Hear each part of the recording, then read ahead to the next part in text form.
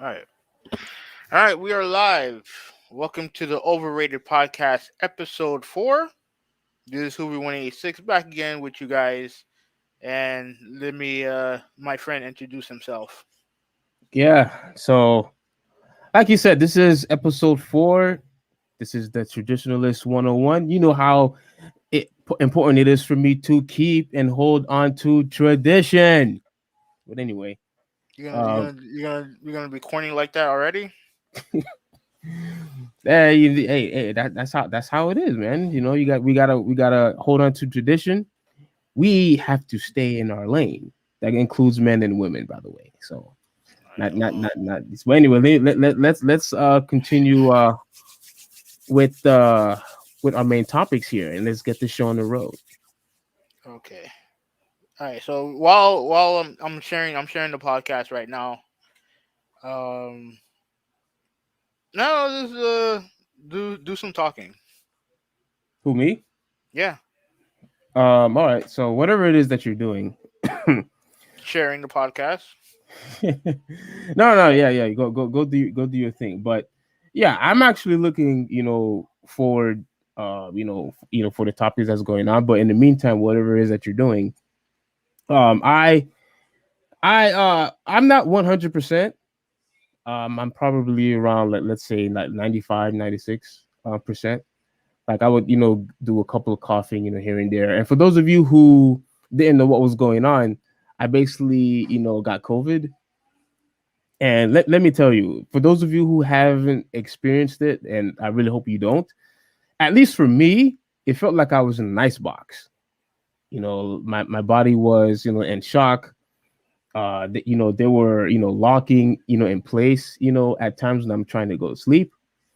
And I didn't have, I had loss of taste. I had a high fever. What else happened to me? And yeah, I basically had a lot of chills. Oh, and my skin was really really sensitive, really sensitive. It felt like a whole bunch of needles, was stabbing me every time I took a shower. So yeah, I still am not interested in getting the vaccine. I am, I have that everything will be fine, and my body actually recovered, so I don't really necessarily think I need it, nor am I going to take it. So that's really it for me, and my progress of what I was going through, the Yeah, progress. that's a big thing going on in the NBA right now. With there's some players not wanting to get the vaccine. Oh, is it mandated that they No, should take it? the huh? Is it mandated in the NBA that they should take the vaccine? No, So I don't see what the problem is. Like, what's the big controversy if it's not even mandated in the NBA? the problem is some teams, namely San Francisco, aka Golden State, and New York, it's required that you have proof of vaccination to be in large scale indoor buildings. With just those two teams. I mean, right now, yeah, but that also I believe that also includes the Brooklyn Nets and our favorite basketball player Kyrie Irving. Uh, you know, he doesn't want to get the vaccine. I forgot to do the banner. Shit, damn it. Let me do the banner. Yeah, so he doesn't want to take the vaccine. So I mean, well, while you're doing that, this is not really part of the topic, but if we are going to continue to talk about land of the free and freedom of speech and all this other stuff, like stop violating it then. Like let these people live with their lives. Let these people continue on. If they want to take the risk of like how wait, I'm wait, wait, wait, wait. I already know what you're gonna say, and let me stop you right there. You're not risking yourself, not just risking yourself. You're risking everybody else. And there's people out there who can fight the virus, and there's some people who can't. And if you're not going to, if they want to wear a mask, that's fine. But even you said that the mask isn't foolproof. I know you said that in the past. yeah, But and I stick by that. that's fine. But if that's the case, then you have organizations that have to worry about everybody, not just the the player. They have to worry about the staff in general, and they also have to worry about potential lawsuits and stuff like that if their employees and some of the high profile employees want to act like babies and not get the vaccine, right? And they're putting other people in danger. That it's not just about them. If it was just about them, then go ahead, do what you're gonna do. But it's not just about them. Yeah, but And if everybody else is vaccinated, what's the problem? You can't if you got the vaccine and you got both. What does it matter if the other person is vaccinated or not? huh? What does it matter if the other person is vaccinated or not if you yourself are vaccinated? What's the problem?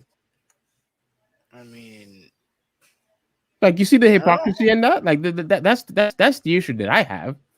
You worry that that everybody isn't vaccinated, but the people who are vaccinated, they'll be fine.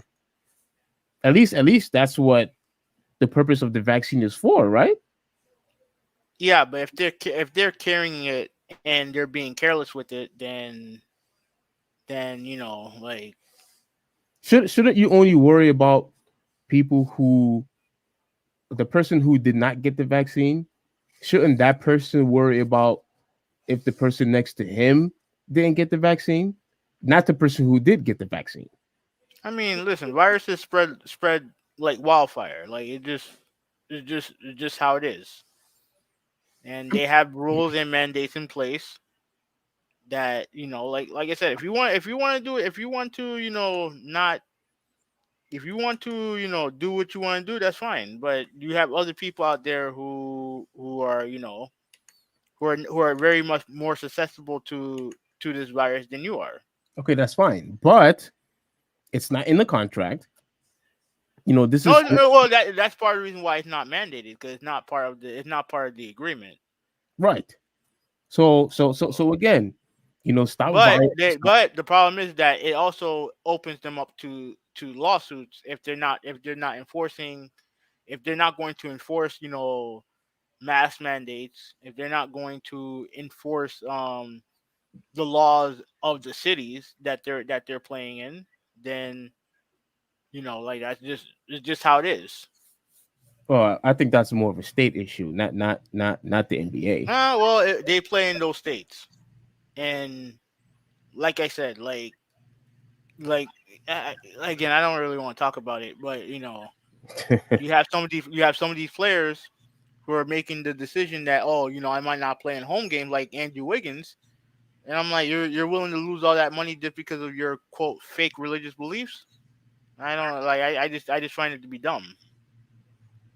So all of a sudden And now their religious beliefs doesn't count anymore. because I don't buy it.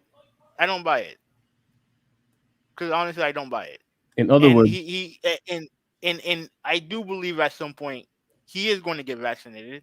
I don't know about Kyrie Irving, like if because he has some nah, I really don't want to talk about Kyrie Irving, but he seems like he's somebody who, I mean, if he really wanted to, he probably would leave, would not play basketball again if he had to get vaccinated, which is fine by me. So like it is what it is, man. Like I said, if you are if your employer said that you have to do something, you have every right to not do it, but you do have to deal with the consequences. It's just yeah, that that's just true. that's how life is. Why am I echoing? You, Yeah, I was echoing for a second. um, I don't know. Hey, what's going on, Titanfall Princess? How you doing? Who's that? How you doing? That's she's a friend of mine. Oh, what's going on? Yeah.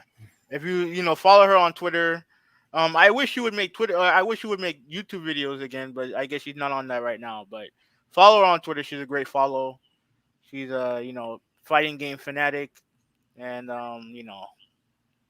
yeah. So she's one of my favorite followers on Twitter. So shout out to her. Okay. Oh well, is just fighting games? Because well, No, no, actually, she go ahead. lots of different stuff, but she's like The reason why I follow her was because of the fighting game videos and her fighting game opinions. She's very knowledgeable in that area. Oh, cool. Yeah. All right. So like I said, we do have a bunch of topics that we wanted to get to. I want to do them. I want this one. I want to do very quick. Okay, all right. So I may return to YouTube maybe someday. I hope you do because we need those videos. And trust me, like if you do the live streams, and if I'm there, don't worry. I got the block button is strong. Remember, I got you. You got a bunch of people trying to troll. I got the block button. I got the block button there. I'm ready. I'm ready. But anyway, all right. So let's get to this first topic when it comes to Jon Jones. Let me do the screen share. All right, Chrome tab, Jon Jones. All right. So all right, you see it? Ryan Meadows, who's that? What's up? What's up? That's Randy. That's So Randy. Randy just constantly changing his name. I see. No, he's trolling us.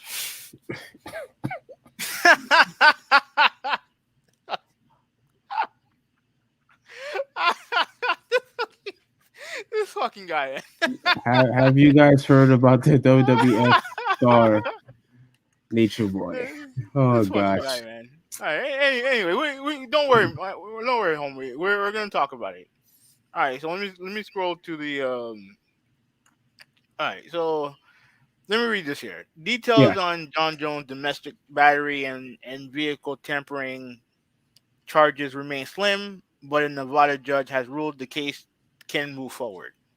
Hmm. Um, I'm gonna skip the second part. It's not important. Jon Jones was released from Clark County Detention Center on Friday night after posting bail. He was arrested the same morning at Caesar Palace in Las Vegas, and his bail was set at $8,000. He was scheduled to appear in court on Saturday morning, but was rescheduled to October 26th. In justice courts per online records. All right, let me see. Wow. Let me see. Is there anything else? Is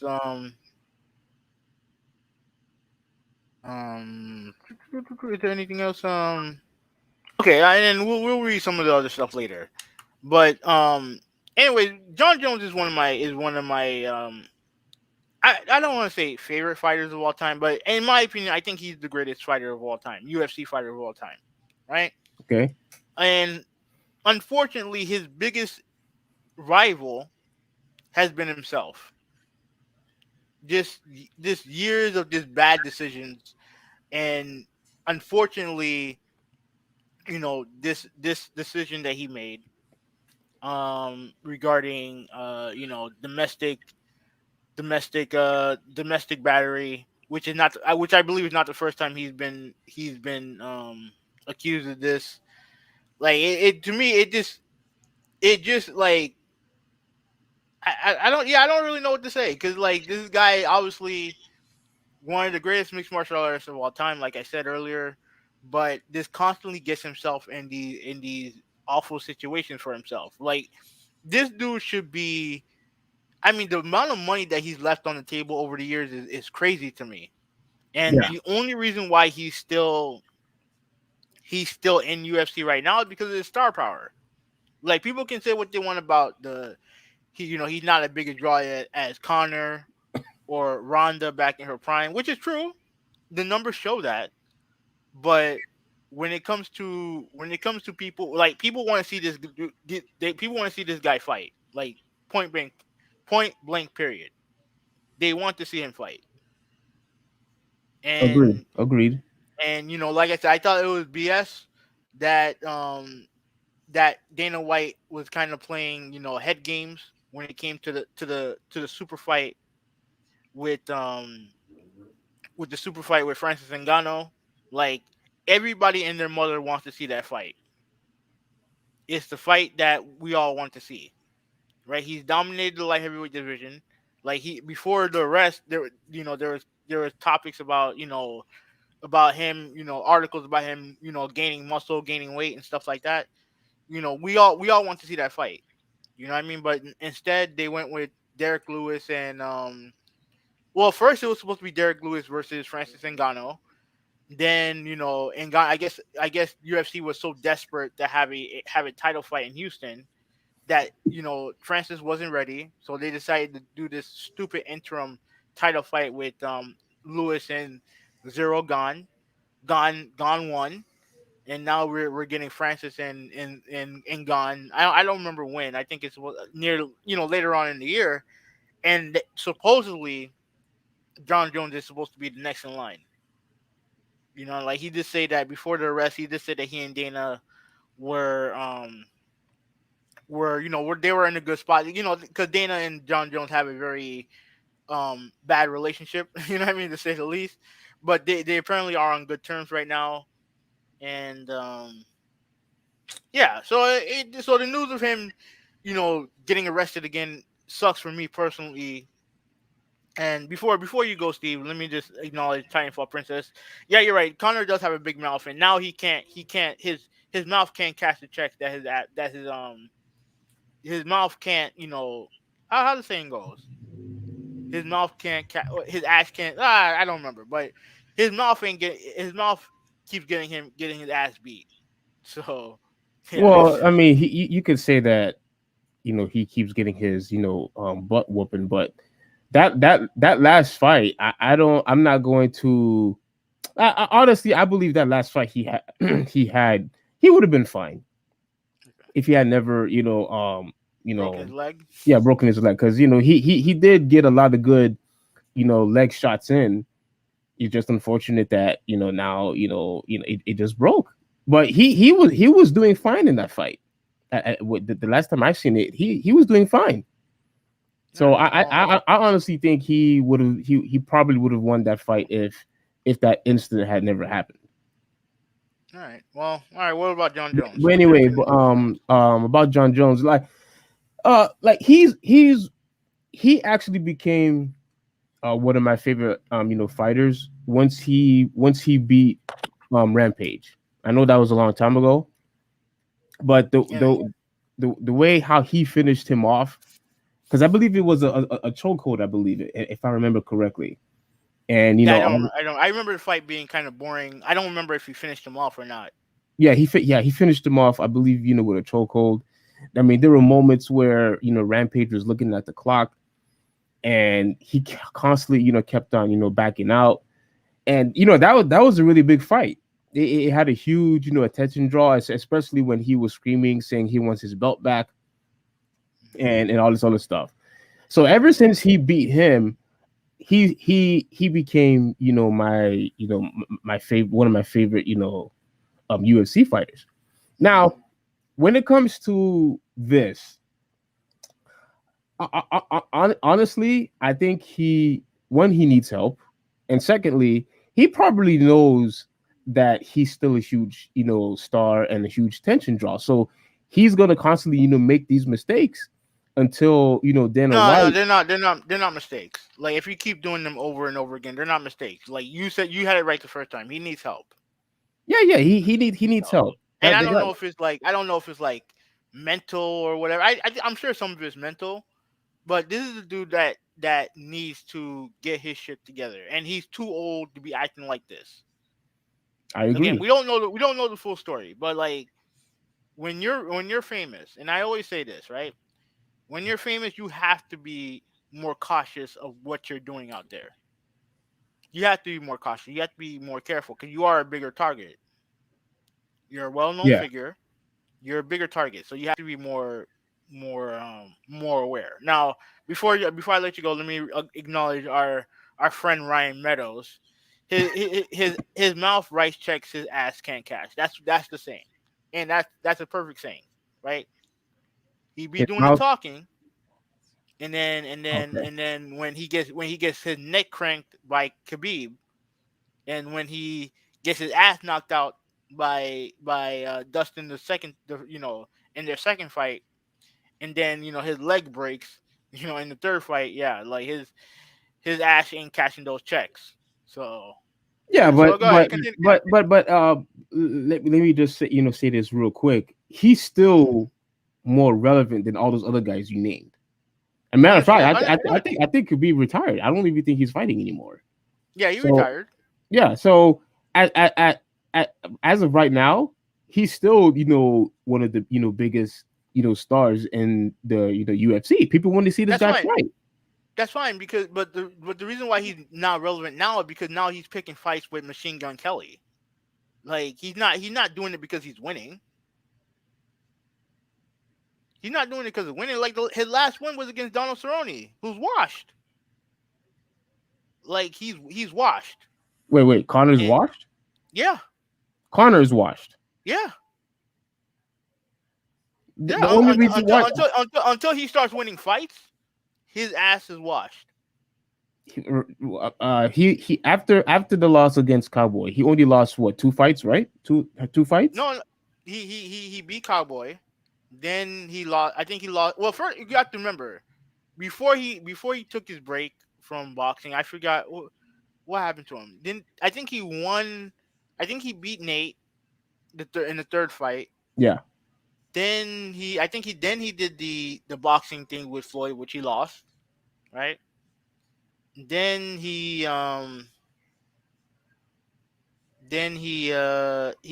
came back, and I think the first fight he had was against. I think the first fight he had was against Khabib. No, I You know think what it I was mean? Cowboy. I don't remember. I don't remember the timeline. Yeah, it was Cowboy. I'll look it up. That was the whole thing with Joe Rogan and Stephen A having their beef, because Stephen A was talking all that crap, saying we didn't learn anything from the fight that Conor had won. And then after that, yeah, that's when he fought. I think he fought Khabib after that. And then the whole scuffle with them, and him going to the crowd and all the other stuff.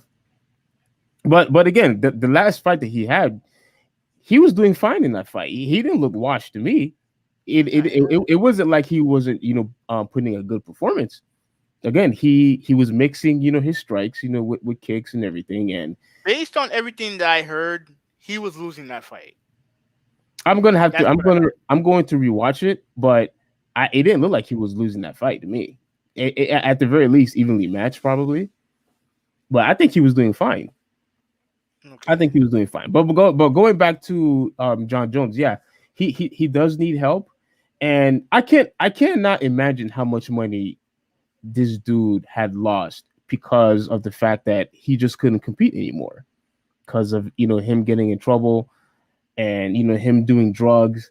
And here's the thing: I honestly believe the reason why a lot of people, stars, I should say, you know make these decisions of taking all these drugs and alcohol is pretty much, hey, that they can, they have the money, all they care about is doing the job, but also they want to party. That's all they want to do is just party hard and take drugs just because they can. What I'm saying? So Jon Jones, I feel like at this point in his career, people still want to watch him, and I still want to watch him, but I know for a fact that we're not going to witness the same Jon Jones like we did, back in, back in his prime. I think because if you notice, even though he's still been winning his fights, he's not the same guy like before. He He hasn't has been been. finishing his fights. What's that? He hasn't been finishing fighters. Yeah. And So the same thing happened with George St. Pierre. Like George St. Pierre, when he was in his peak, he was finishing dudes left and right. He was finishing dudes. He was dynamic, and like he's still dynamic. In his last fight, he did finish Michael Bisping to win the middleweight title. But even before that, he wasn't the same fighter. But I think that's just more. I don't know. I just think it's more of a mentality more than anything else. I still think if Jon Jones if he still wanted to be light heavyweight champion today, I think he would be easy. yeah, I agree with that, but we won't be able to see the same explosiveness and the same aggression that we are used to seeing. And Oh yeah, in the heavyweight division, yeah, he's gonna have to be careful because like you take one bad shot, you're going lights out. yeah, And you're going lights out, and because of the lack and participation, I should say, of him, not fighting, other guys are constantly going to get better. Yeah, And but like, have you ever like, have you ever? Was there a fight that he had where he was at risk of losing? I think the only fight I could remember was the first, him and Augustusson, the first one. You know, people say that, and Gustafson, he did great in that fight. But I thought Jon Jones won 4 rounds, 4 of the 5 rounds in that fight. Like It was a split decision though. was it split? Yeah, it was. Yeah, I think it was split decision. But I thought he won. I thought he won 4 of those 5 rounds. Yeah, But but even if all of the most of those rounds were close, and that dude was yeah, they were. Yeah, they definitely were close. Gustafson put damage on that dude. He needed to be helped to get out of the ring, Yeah, the that's true. octagon. That's true. That's true. That's true. But even though he hasn't been finishing dudes, like I just feel like he's just a level above all these guys. That it just I just don't think that it's that I don't know. I just think that he's not motivated to finish these dudes off. At least in my opinion. But like I said, like that's enough about Jon Jones. Yeah, yeah. We need to get his shit I'm together. I'm ready to move on because all this does is just bring disappointment because and before we move on, what was it true that he was supposed to fight Brock Lesnar, or was that just talk?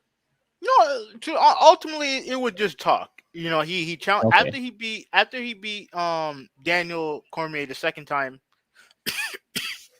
He he challenged Brock Lesnar, and then I think a couple. I know sometime later he got popped for PEDs. Yeah, but can you but you see, this is what I was talking about though. Can you imagine the money this dude would be getting if the fight with him and Francis, or the fight with him and Brock Lesnar had actually happened?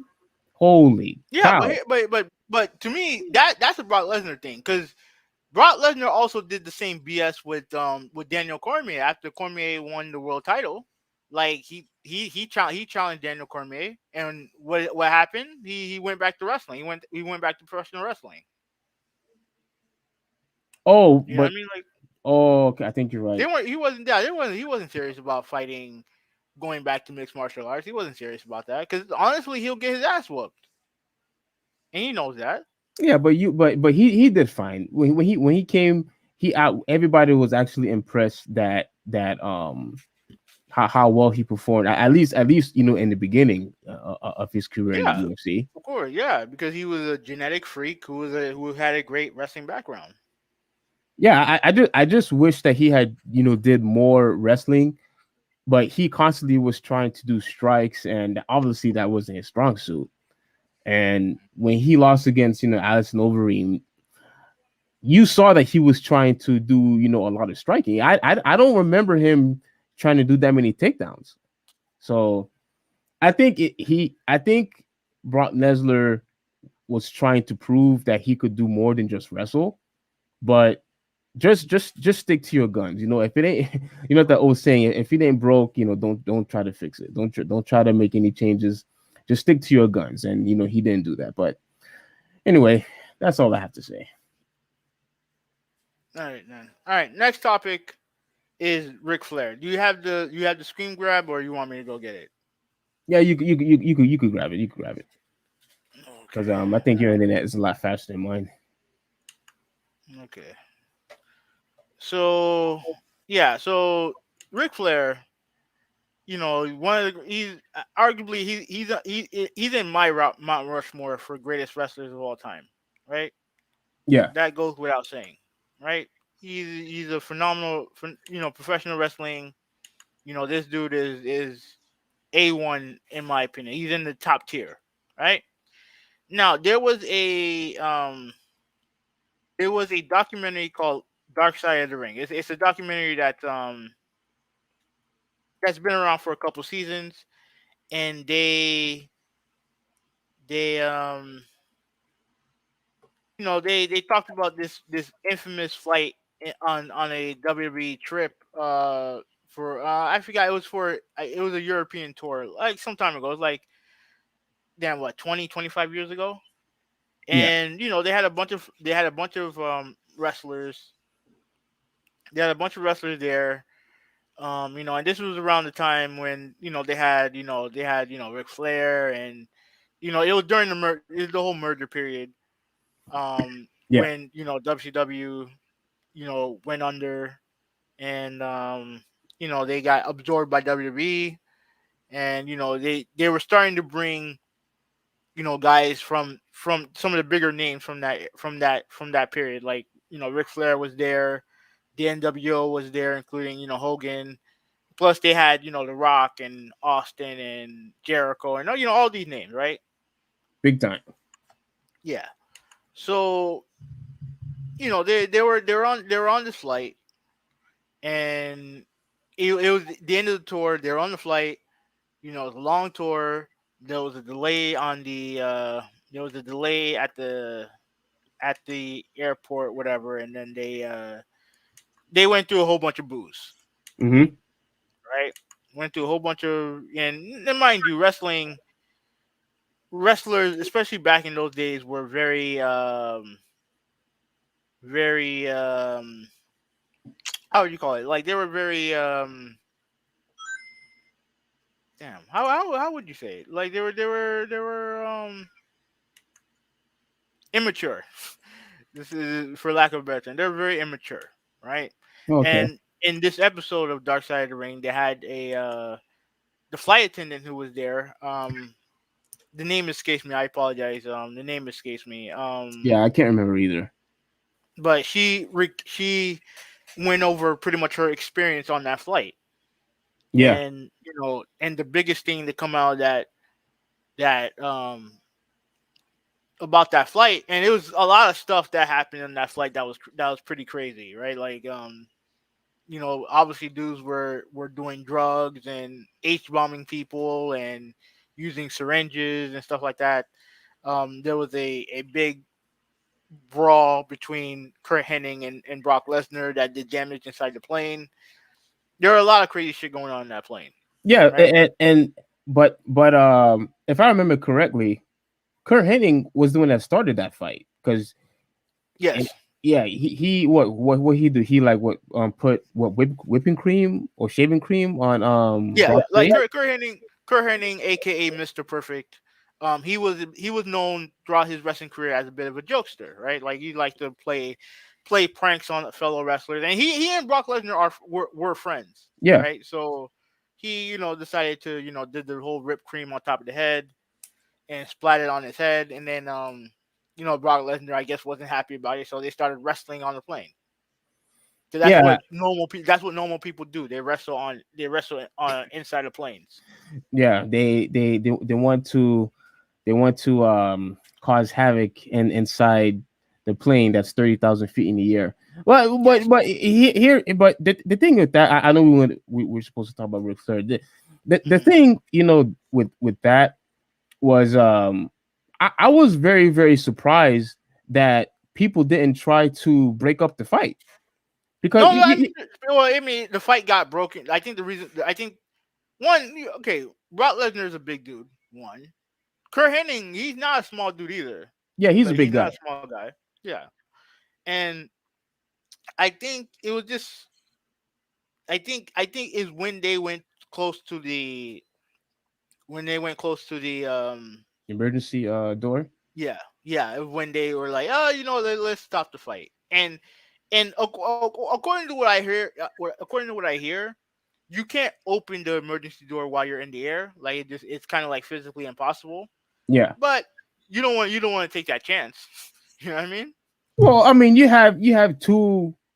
You have one guy that's the size of the Hulk. You know what I'm saying, and another guy who's basically the size of, I mean, I don't know, Colossus, I guess.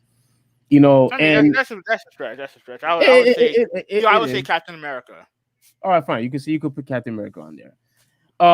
Yeah, you have two huge gorillas fighting on the plane. I mean, look, if I was on the plane and you're banging against the the emergency door, and you're like, well, how he's like almost 300 pounds. Yeah, I'll be freaking out. Yeah, like the science of it, or the physics of it, that all that is irrelevant to me. You know what I'm saying? At least at that moment, because you have two big guys who's fighting. I don't know if they were play fighting or not. I can't remember Yeah, if they regardless, were. regardless, if they're Yeah, getting to the emergency door, it don't you're matter. you're breaking seats, and using all that force against the against the door. That's just not something that you want to see. Not at 30,000 feet. Absolutely not. So yeah, I'm glad that it didn't get worse than it was. Well, actually, it did get worse, but we'll Yeah. continue with that.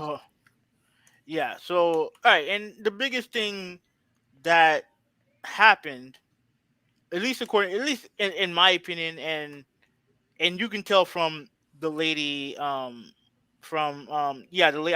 I apologize. I don't have her name. I don't have her name. I think her first name's Heidi, Hmm. but yeah. So she said that Ric Flair was the only thing he was wearing was his robe, and this is something that he's done before. This is something that he's done before, like in previous other flights in WWE. Those fucking scumbags. They had this cartoon short, kind of talking about one time that he did it. And mind you, this Are we still talking about Ric Flair? yeah, yeah, yeah, Okay. where he did the whole only wearing a robe thing. He's done it before, right? And WWE, after the whole plane ride from hell thing, after the fact that they actually fired certain people after that flight, but didn't do nothing to Ric Flair. They're literally glorifying his behavior in this cartoon, and now that everyone called them out on their bullshit, that episode got taken down. Oh, it got So taken that down. yeah, that's beside the point, right? Hmm. So he's obviously he's drunk, hammered, drugged up, whatever, right? And he approaches this lady, and based on what the lady said. Now again, this is her account, but it's not something that I don't think she would lie about. She was cornered by him Why am I not surprised that you said that? because he's done it before. He's done it before. Now let me finish, and then I you mean, can you can. yeah, right. He's a playboy. I mean, well, go Wait, ahead, go wait, wait, ahead. wait, wait, wait, wait, wait, wait, wait, wait, wait. What? What He's a did wait, wait. So it gives him a right to sexually assault women. That's what you're saying. no, I know that's not what I'm saying No, at then all. why bring it up? No, Then why bring it up? He's a look, play. he's What the fuck? Wait, okay. What does it matter if he's a playboy or not? what I was trying to say did wasn't linked to the incident of the of what happened at the plane. Like I wasn't trying to link the two. I was just saying that just to say that this guy is a playboy. Like he gets girls, whatever, and he probably felt that he could probably do the same thing on the plane, and it didn't work. But I'm not excusing him. I'm not excusing his behavior. That's just how Okay, he is. But okay. go ahead. Anyways, so she said that he grabbed her hand and pretty much forced it down his dick, and then the only person who Language, came, please. Language. whatever, like and the person who pretty much stopped it was Dustin Rhodes, or Yeah, aka Gold gold Dust. dust. Yeah, Yeah, yeah. For those of you who don't know, right? Who's still wrestling today, and it actually looks pretty good in the ring. But that's another story. Um, yeah. Something that you yeah, complain about, by the way. You complain about old wrestlers fighting in the ring. But go he's ahead. he's not a star, so it doesn't matter. But anyways, what's going on, Nintendo Gamer? How you doing? Um, so yeah, so that there's a bunch of other stuff that happened, but that was the main thing that Oh, happened when it Nintendo comes to Ric gamers here. Flair. What's up, Yeah, yeah, yeah. Nintendo? What's going on? Yeah, so that was so Ric Flair, after the whole episode aired, he kind of had a feeling that this was coming, but he did release a statement. Let me see if I could read it here. Right? He did tweet it. Um, Oh, that's right. He did tweet it. I Yeah, remember. I'm going. I like I'm reading. I'm gonna read. I'm gonna try to read the tweet if it's there. Okay, I'm gonna read some of this. Okay. I'm just waiting for it to pop up. All right. Every person that I've worked with has said not to post a response, but I've never run from past behavior before, and I'm not going to start now. I want to clarify a few things. About four years ago, I gave ESPN full access to my life for 30 for 30. Have you seen that 30 for 30, by the way? Not all of it. Like just like little tiny. Wait, I'm trying to remember. No, no, I actually didn't. No. Okay, it's a great 30 for 30. You should watch it. Yeah, I'll watch Okay, it. yeah, I gave ESPN full access to my life for 30 for 30 special. They covered taxes, financial issues, adultery, divorces, the passing of my child, and drinking, partying at length.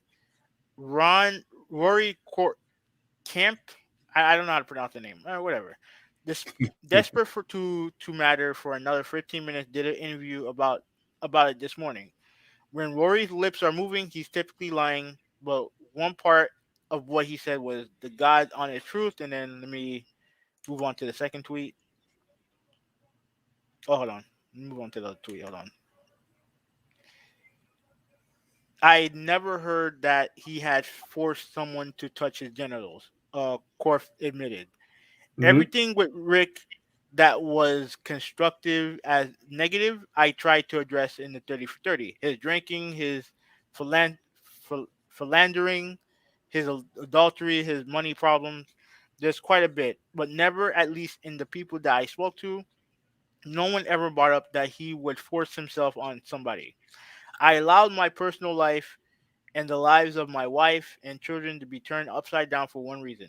Whether it's good or bad, even the really bad, the truth has to matter, even in wrestling. Right. My issue have been well documented over my 40 plus year career. The impact of drinking too much, which nearly killed me 5 years ago, has been told time and time and time again.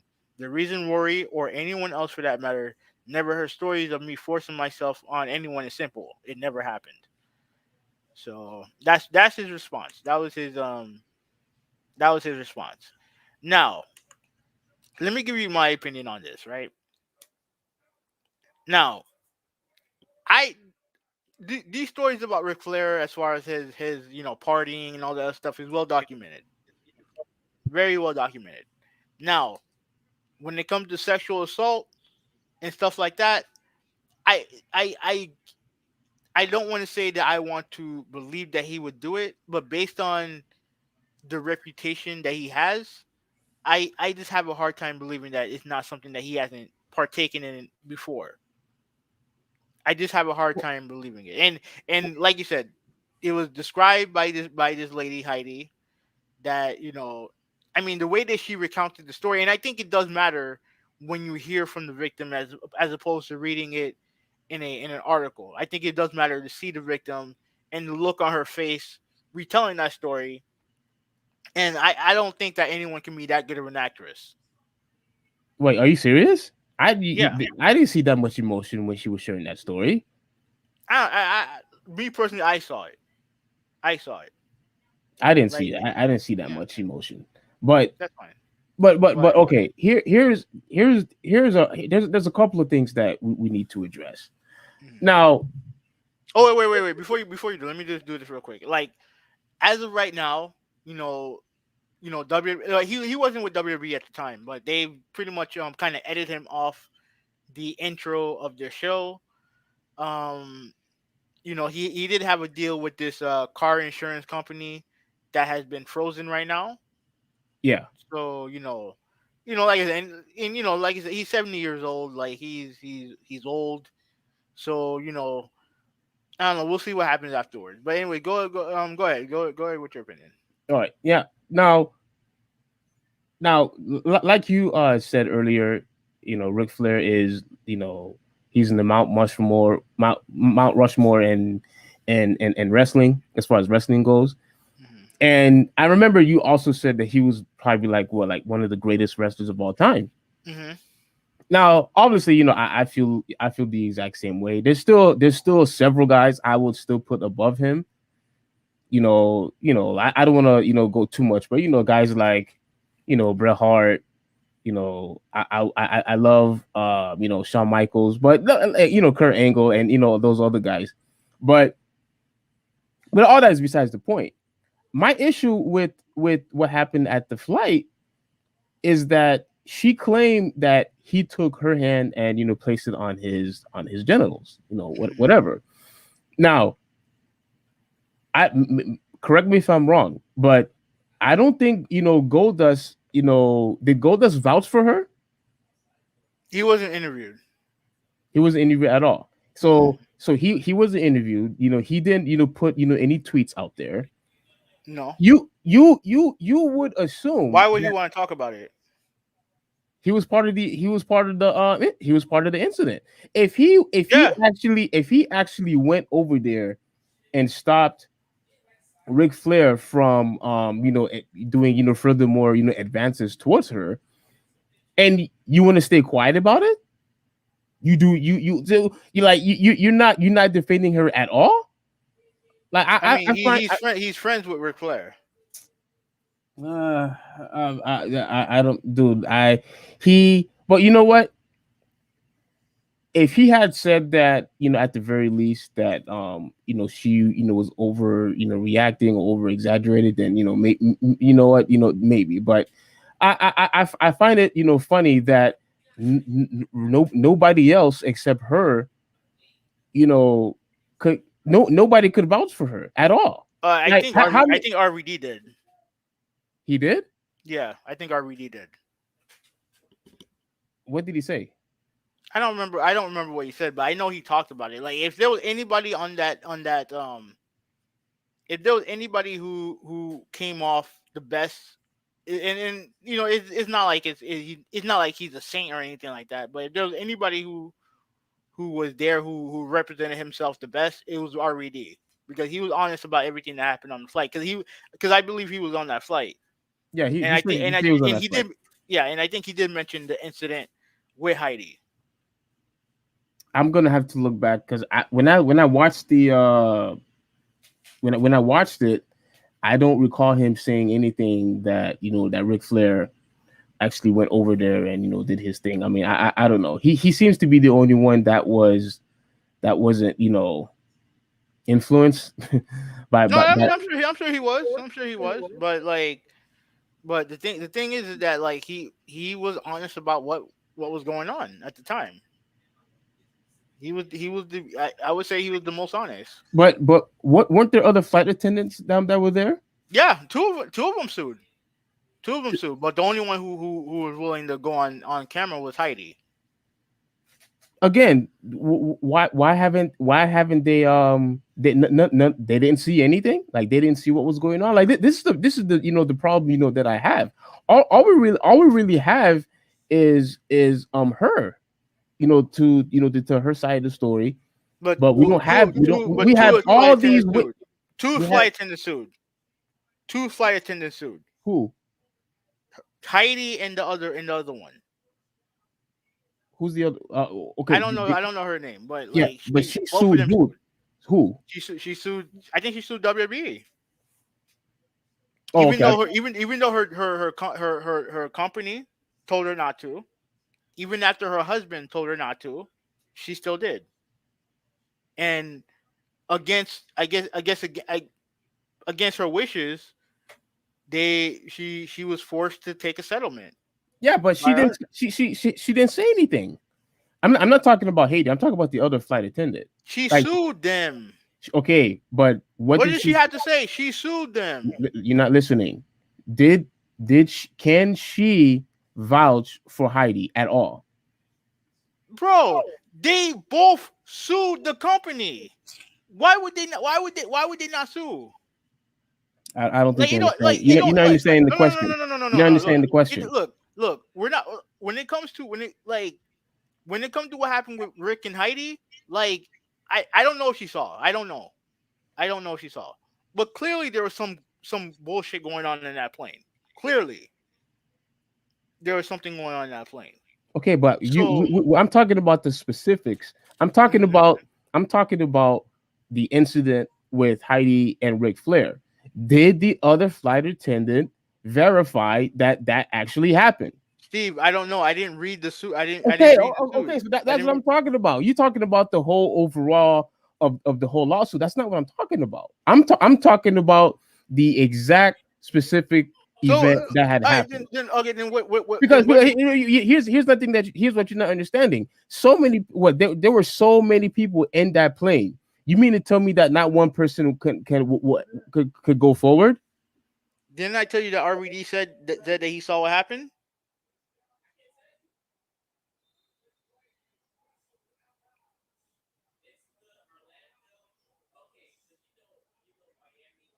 You still there? Didn't Yeah, I tell you yeah. that RVD said that he saw what happened? He said he saw what happened, Yeah. and he said that Ric Flair took her hand and put it on his crotch, I don't know if he said those exact words, but he saw her there. He saw him and her there. and that's all he could say. That's all he said. That's all he said. Okay. I mean, I have to rewatch that part, but that's what he said. Yeah. Okay. Look. I'm not gonna go and say that she is lying. I'm not gonna say that she's lying. I just find it I, funny. I I don't know. just find That's it what it sounded like to me. But go well. ahead. I'm all I'm saying is I just find it funny that no nobody wants to vouch for her. Like, that's all I'm saying. That's all I'm I saying. just Yeah. told you. I just told you that RVD said it. You just said that he didn't use those exact words. All you said was that he saw Ric Flair go to that direction. That's it. You do realize that the area that they were in was very is like a narrow. I forgot what it's called, but it's a very narrow area, right? So they're very close to each other. So they're very What close to each other. you're talking about I forgot what's it called. It's where they get the food or whatever it is. But Mhm. yeah, I forgot what's it called. Yeah. Yeah. So okay. So all right. So what is your overall opinion on this? Well, here well, my overall opinion is, hang on.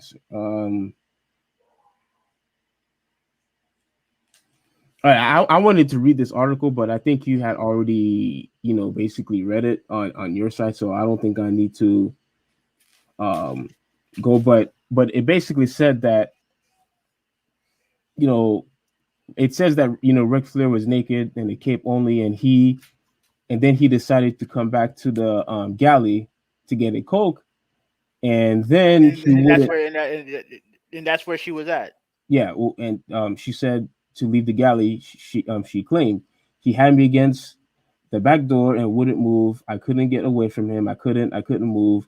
You know what? Let me share this because And let me ask you a question. Let me ask you a yeah, question. Right? yeah. And try do your best to visualize this situation. Okay? Now, if let's say your mom was on that flight and the only detail you have is Ric Flair in nothing but a robe cornering your mother.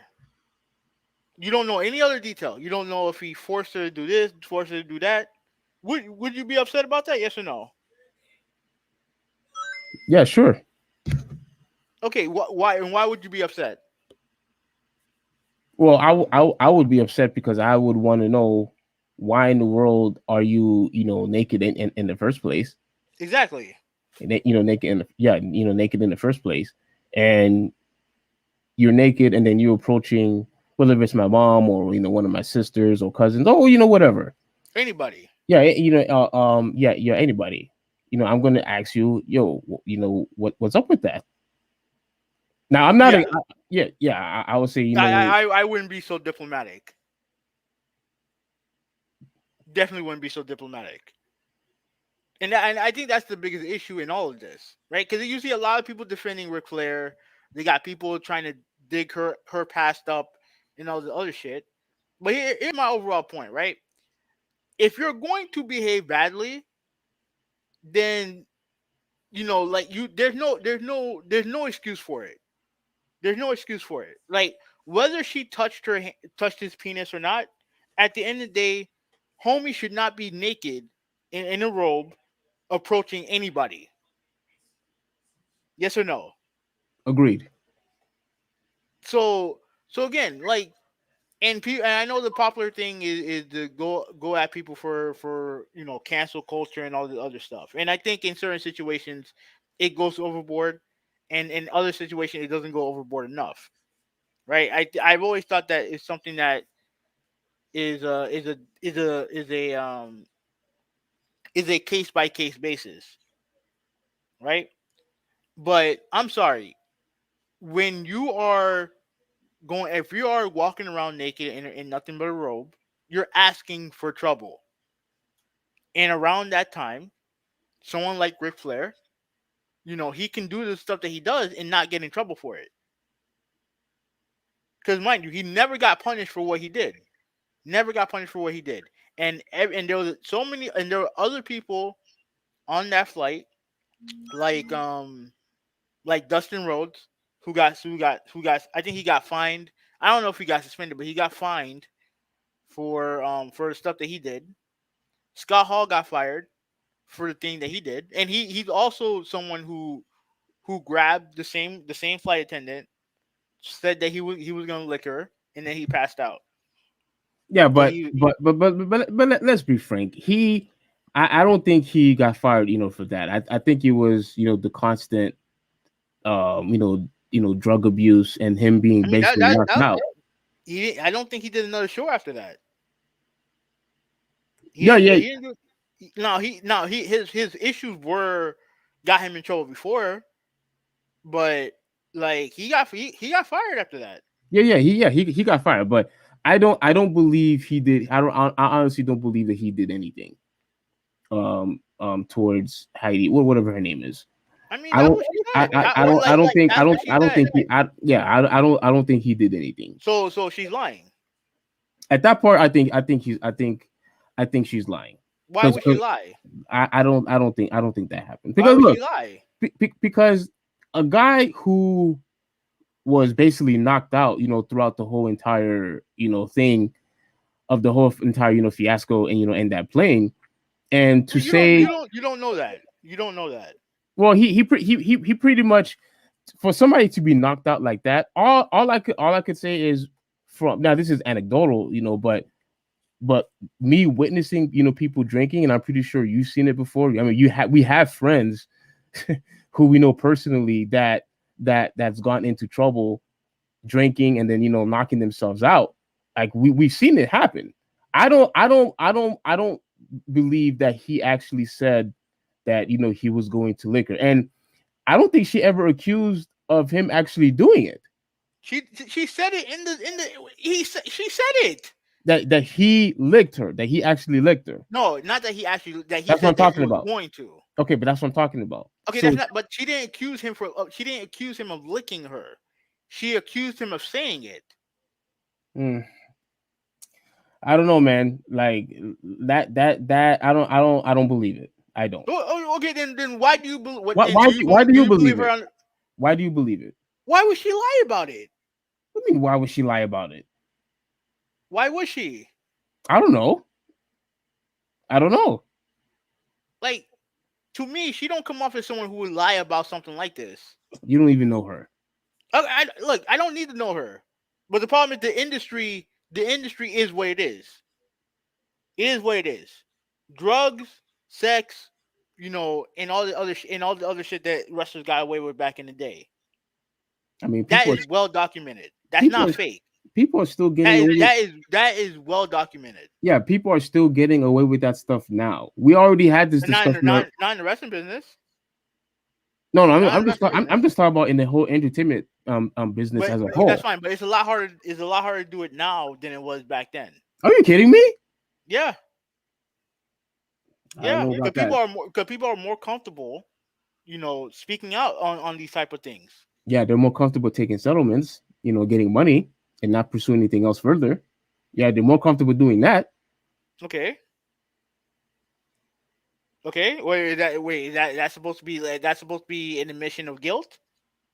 All I'm saying is So if okay, so let me so clearly if clearly you decide if you clearly the decide money was more important than so actually so pursuing so justice.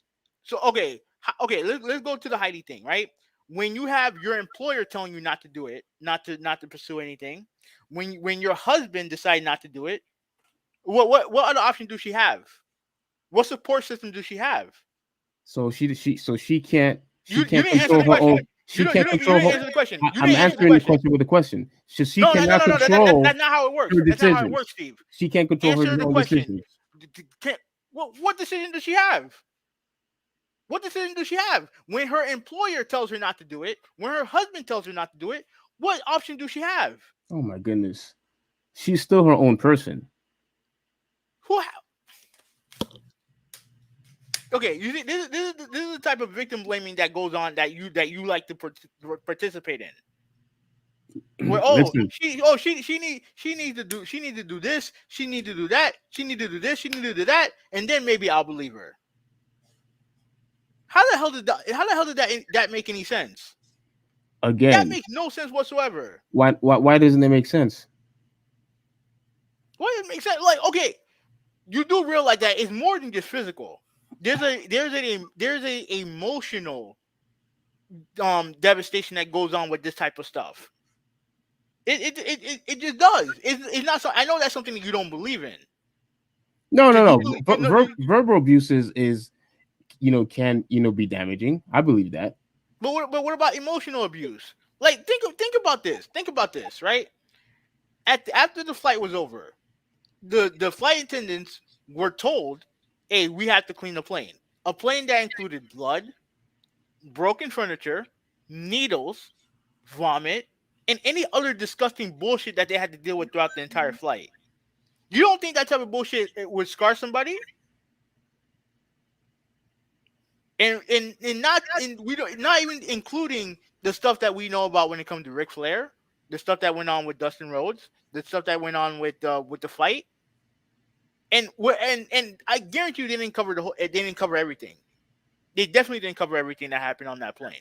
Well, we can't prove that, but here's my thing that that I wanted to finish addressing. Um, Scott Hall was out cold. Okay, okay. Let me finish. Look, Let me finish. That dude was out cold. you were And there. no, but neither were you. So like, but anyway, he was out cold. And for you mean to tell me, because I don't know if she went into like complete detail, because all she said was that I think she said that he grabbed her and said that he wants to lick her or whatever. Yeah. And then and suddenly as soon as he said that, he gets knocked out, and he just laid there on his seat, not saying a word anymore. I'm not that's just no, I don't believe it.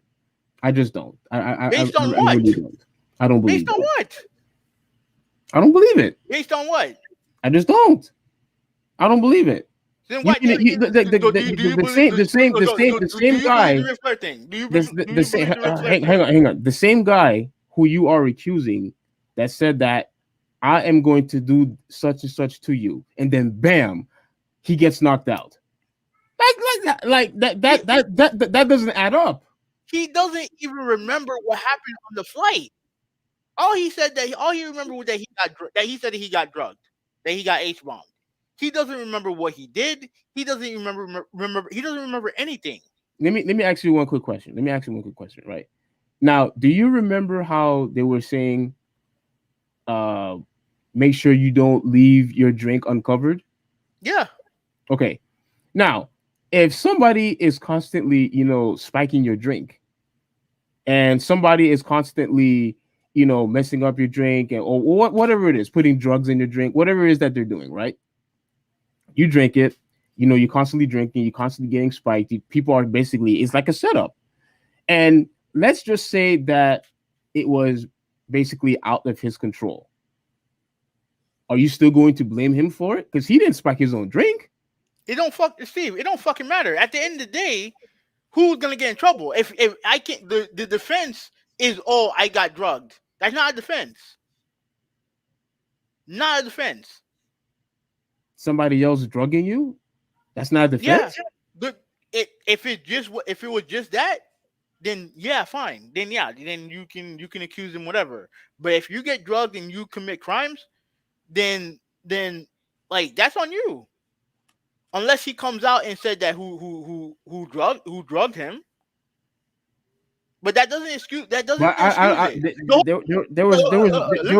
let me say this. there was no way a lot of those guys were able to identify who spiked whose drink though. I don't think Okay, people. yeah, yeah, because they were all doing it. They were all drunk. They were all acting like idiots. That is not acceptable. That type of behavior, no matter what, in the beginning, is not acceptable. I agree. It's not. So why are we making excuses for the behavior? Like, why are we making excuses for the behavior? Well, Because I, I'm none of it is right. None of it's right. So why are we making excuses for it? he, to me what happened, with Scott Hall. I do put some blame on him because obviously he was drinking a lot. I'm not going to excuse that. Obviously he was drinking a lot, but spiking his drink does not help. You know what I'm No saying? Like, shit, it don't help. yeah, spiking his drink, is not going to, help the situation. All it does is just Okay, going to escalate but the guess what, situation Steve? That was and the make it worse. culture. That was the culture of the wrestling business back in the day. That This was the stuff, culture of the wrestling business back in the day, and that and th- that this is that's this that's unacceptable. this stuff still happens now. I, look, I You am have telling look, you right now that don't happen. listen. You have you have you have wrestlers, you have football players, basketball players that go to these crazy parties, bringing in hookers, bringing in strippers into their stuff. People are drinking, people are taking drugs. A lot of people are doing this. You just talked about Jon Jones in your first topic. You just talked about Jon Jones and how he had problems, with drugs. This happens to a lot of athletes. This Listen, happens. listen. This It's happens to not. especially Yeah. especially people who have money, who has a lot of money. It happens to so many of them. It happens Listen, everywhere. listen, listen. I'm not going to deny that happened. That could still happen. Obviously, we know about Jon Jones and his problems, right? But what I'm saying is a lot less likely to happen now than it's been before. A lot less likely because you have cameras everywhere, right? You have cameras everywhere. You have um, you have this whole the wrestling business was rocked by the Me Too movement as well. Say it again. Where you had the wrestling business was rocked by the whole Me Too movement. No. You know what I mean? Like you had a bunch of people who were accused of poor behavior. Not, I mean, I don't think there was anything that quite like what happened on the plane. You know what I mean? But you had a lot of people who were accused of poor behavior, and a lot of them got canceled. A lot of them got canceled. There's some of the wrestlers you don't know nothing about, but there's definitely some wrestlers who are out there today who would be in major promotions if it wasn't for the whole thing that happened last year with Me Too, especially in the wrestling business. So when I tell you that it's a lot less frequent now than it is before, you have to at least in the wrestling business, it's the truth. It's the truth because nowadays, if you give WWE like a bad stain, you're not gonna get hired. You're Yeah, probably gonna get fired, or except for Brock Lesnar. Brock Lesnar, he was accused of getting naked in front of Terry Runnels. I was just about to bring that up. Yeah, and he nothing happened to him. Yeah, nothing happened. And Terry Runnels has said that if she had money, I forgot the quote, but if she had a nickel for every time she had to ignore sexual advances and all the stuff that she had to deal with, she would have a lot of money, and she would Terry be in said that. court for yeah, and she would be in court forever. So yeah, this type of stuff, happened back then, and it's not okay. It's not okay. And Yeah, I'm yeah. sorry, but when your industry is filled with drugs and alcohol and sexual assault and shit like that, like, I'm sorry, I can't give these guys the benefit of the doubt. I can't. I really can't. Like, just it's just how the business was. It's just how I, it just Go ahead. yeah, but I still think a lot of this stuff still happens. Um, but again, I'm not talking about the wrestling business exclusively. I'm talking about just the entertainment industry as a whole. It happens to like I said, it happens to athletes. It happens to rappers, politicians. Anybody that have money, they have control, and Empower. yeah, Empower. they basically do what they want. I mean, we talked about the whole thing with Cardi B, how she admitted drugging dudes and robbing them, and like it Yeah, but happens everywhere. she did that before she was famous. She Go did that ahead. before she was famous. I think she did that before she was famous. But it's proof that it still happens to this day. No, I'm not saying it don't happen. I'm just saying that like, if you do that today, then you're an idiot. Awful human being, and you're an idiot. You know I what I agree mean? with Like, that. but Yeah, anyways, I agree with that. But okay, so here's my my full stance on this, right? mhm. Um, the whole thing with Ric Flair, I still find it odd that nobody. Well, you said RVD did. So I'll it's not that far fetched. I think what she's saying is actually accurate, because if you are going to go naked, show your stuff in front of a whole bunch of dudes, and mostly all the dudes said that you did that, and all you had was a robe on, And then what and let me ask and you a question. Let me ask you a quick question before you finish.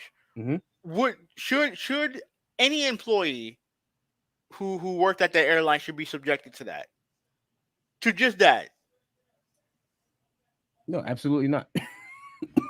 Exactly. Like, that's why the people who are defending Ric Flair, and listen, I love Ric Flair. Like, like, Ric Flair is one of my favorite wrestlers of all time. Like, I love watching his promos. I love watching his old matches, but like, that's just not okay. It's not okay.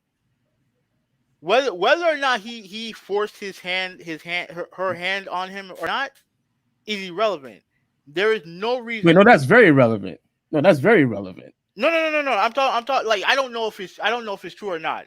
Let me just, like, I don't know if it's true or not. Wait, Like, you was but attacking me this whole entire let me time. finish. Let me finish.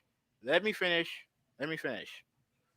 Finish. The thing is that if you're willing to do that in front of people who are not subject to it, who are not used to it, who have no part in not wanting to see that, then how can I believe you when you say that you don't force yourself onto somebody, when you're willing to willingly go naked in front of complete strangers, doing that, being disrespectful? Why would I believe you? Like, I can't do it. Like, I can't do it. Yeah, yeah, I yeah, can't believe you if you're willing to go to be that dumb, that disrespectful, that disgusting to pull off something like that. Yeah, but that's my opinion. Continue.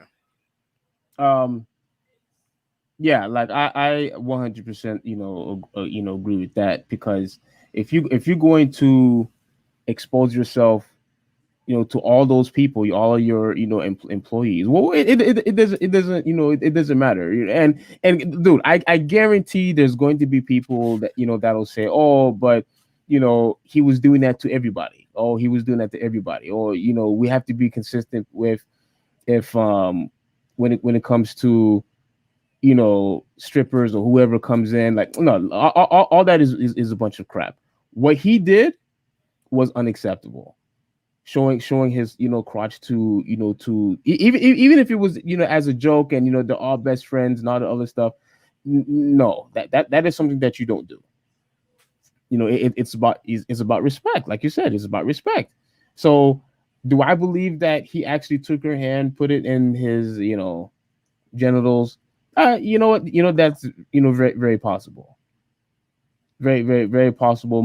Actually, more likely that it actually happened, because everybody already said that he was naked in the plane anyway. So obviously it's a lot easier for you to approach any flight attendant for that matter, and say, hey, go ahead and touch my stuff. But I don't believe so. I'll believe that, but I don't believe in the whole Scott Hall thing. That's my position. But you Okay. believe you believe in the whole Scott Hall thing. I just like based on his past behavior, like it's hard to not believe it. And I do believe that he don't remember anything of what happened because remember I don't think he ever said that it didn't happen. He said he don't remember. He said he doesn't remember anything. Yeah, so he doesn't remember If if he he said said that, that to her or not. yeah. He don't remember because, like you said, he was all effed up in the first place. Oh crap! And Hang on. Nintendo Gamer said yes, it's a psychological thing. yeah, Uh, psychological. Yeah. yeah. And it I'm was not. not, and he also said it was non-consensual. Well, obviously it Oh was not consensual. It was on a plane. Like, you know what I mean? Like, yeah. but like, yeah, if let's say if she had invited the advancement, she would have gotten fired. Oh, she would have gotten fired. Yeah, I believe that. Yeah, yeah. Because I mean, you can't just go around, humping dudes on the job. You can't be doing that. Yeah, yeah. You know what You I mean? can't. Yeah, So you obviously can't do that. And also the pilots has no saying it either, right? as far as what? Like because I haven't heard any statements from them at all. Yeah, yeah. I don't know. I don't know. But all I know is that she like I said, you listen to her, and I know you probably not. When it comes to certain situations, you're more sympathetic to situations than I am, and in other situations, you're more that I'm more sympathetic than you are in certain situations. Like you can just tell by the look on her face that she's still haunted by that. Even with the money don't stop. The money don't change nothing. Like you may be able to buy a couple of nice things, but those memories stick with you forever. Yeah, yeah, yeah. I agree with that. And like how you said before, previously, when she said that she had to clean up all that crap, and I'm pretty sure all the other flight attendants unfortunately had to clean it up too. I she And, I think she said that she refused. I don't know if she actually. I don't think she ever mentioned if she actually went back to do it. But if you're her, like I can understand. Like you went through all the BS that you had to deal with the rest of it, and then you had to clean up after them, and then you look at some of the stuff that they had to clean up. Like, bro, they would have. I would have quit. no, dude, I get it because there was like only what, like three, four females, in the whole entire plane, and one of them, you feel like you're surrounded by a bunch of Incredible Hulks and Captain Americas in the plane. So Exactly. yeah, you felt powerless, and you felt like you was in danger. Especially the fact when you are witnessing guys are spiking each other's drinks. Um, the guy, what was the guy's name that got his hair cut? Oh crap, what was his name? Michael Hayes, Yeah, Michael who's Hayes. no saint either. That dude can go fuck himself. Anyway, I'm not. Yeah, I don't want to go too. I don't want to go too. But I'm only mentioning that just to elaborate the fact that she, and I'm pretty sure all the other flight attendants, were basically freaking out the whole entire ride. Because again, you have a bunch of guys who are big guys. These are not small. These are not average Joes. You know what I'm saying? These are athletic, men who wrestles, for a living, and they're huge. Talking about like Yeah. 6'5", 6'4", like basketball, type, you know, heights, and and you confined in a plane where nowhere to go, Hmm. you can't call the police. I mean, I mean, so look, I'm not my bad for laughing, but No, no, no. I got you.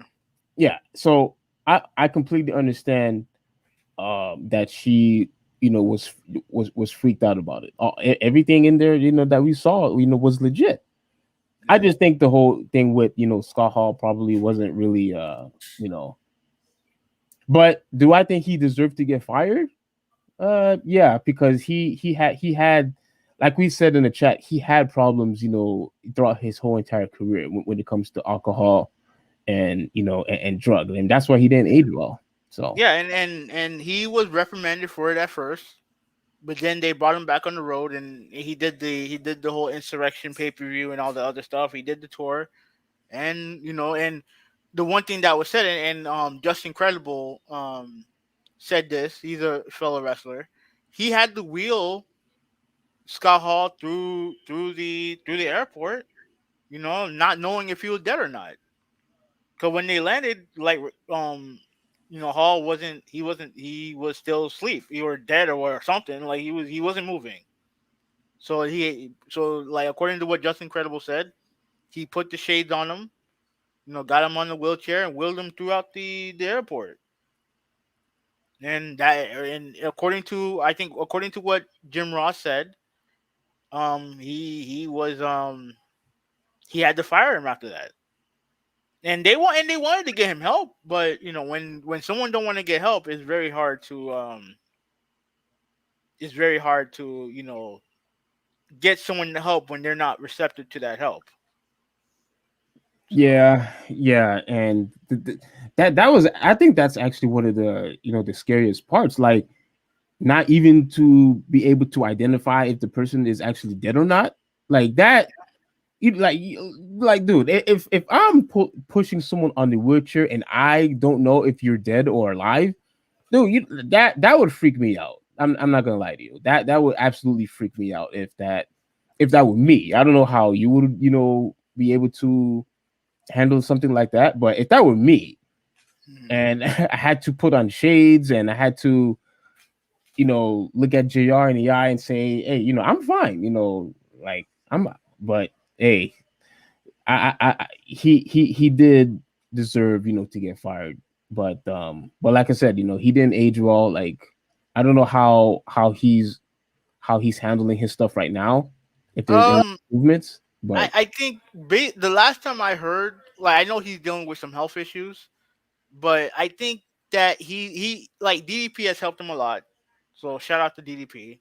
Um, I think he has his good days and bad days, but from what I heard, he was clean for a good part of it. Like you said, he has good days or bad days, but like I think for the most part, I think he's fine. Like I just hope that like I hope that he finds peace. I mean, I just and a lot of these wrestlers, I hope a lot of these wrestlers find peace because, like I said, their lifestyle is not easy. Like no one, like like even though I may sound like I'm passing judgment on them, I know their life's not hard. It's not easy.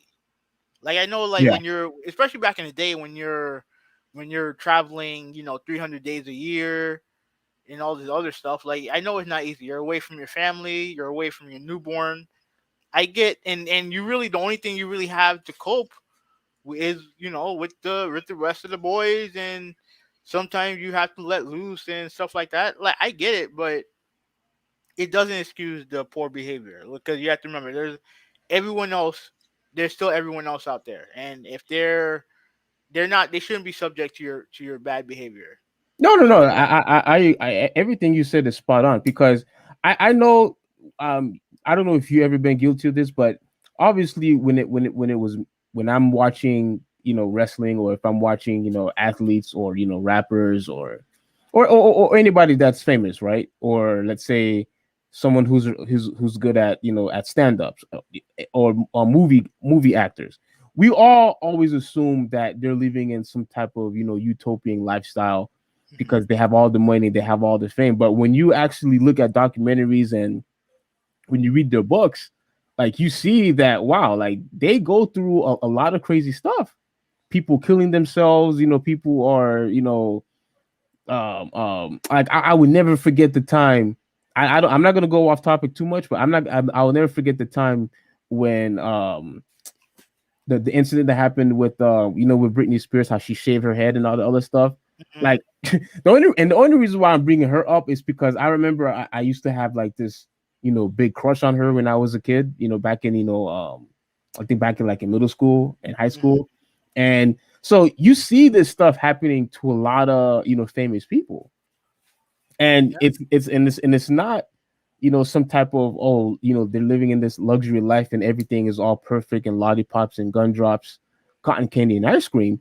Like they are actually going through a lot of rough times, and They're human beings. yeah, At the end of the day, they're human yeah, beings, absolutely. and a lot of times we forget that because we figure that they lived a glorious life, but they're human beings at Yeah. the end of the day. So all right, so let's all right, so we're done with that topic. All right, And awesome. shout out to Kidvid in the chat. Yeah. I hope R. Kelly's done, but you never know. He that dude had 9 lives, so the No, same age. It's at the same age as the women he messed with. So let me see. R. Kelly's done. Oh, that's Ric Flair topic. Oh, okay, yeah. Yeah, I think R. Kelly, is pretty much done. I mean, I don't think people are going to, view him the same way, like we did in the past. And no, for others. I've always thought the dude was rapist, but Oh, you did? when yeah, but when that album comes out, we love R. Kelly. Like every time we got new music coming out, oh, we love R. Kelly. Let's ignore the fact that he married one of his top singers at the age of what 15. So I thought she was whatever. 60. Whatever, it don't matter. Like we can move on. All right. Yeah, we can move on from that. All right. Because Last topic. I guarantee we're gonna, talk for another hour if we stick to that. So let's move on quick with this whole R. Kelly stuff, because I have a lot of stuff to say about him, but not right now. Mhm. All right. Go on. Talk about the NBA top 10. All right, yeah. So last and final topic is the rankings of the NBA top 10, and let me, unfortunately, you know what, that's fine. Let me share this real quick.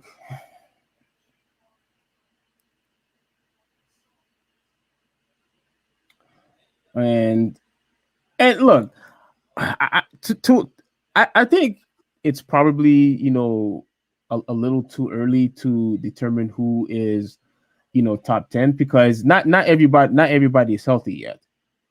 And Mhm. can you see it? Oh, let me bring it up. Okay. Well, this one is top 5. um oh yeah, this is top 5, but you know what, yeah, that's fine. Now, as you can see, it says NBA ranking 2021, ranking the best players for 2021, 2022. And basically what they have, let's just do this real quick. They have Steph Curry as number 5.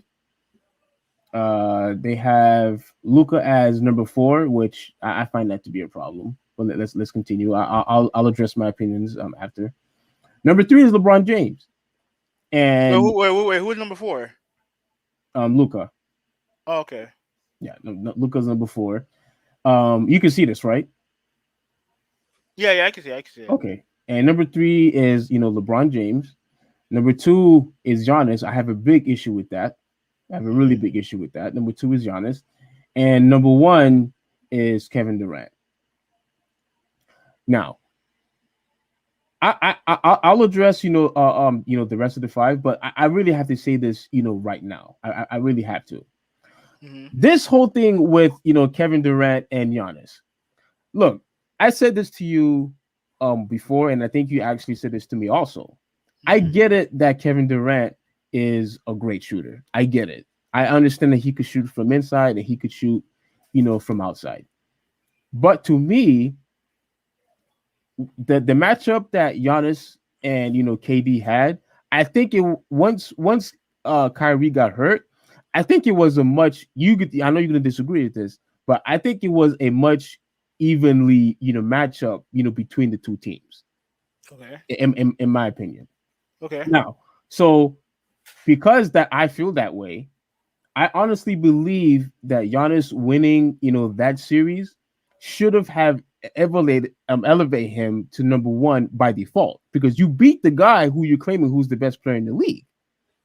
So, so by that reason, and the fact that he could still dominate without, being, just as good of a shooter, because here's the reason why I hate this whole, oh, this guy is, a better shooter, or this guy is a much more, skilled player.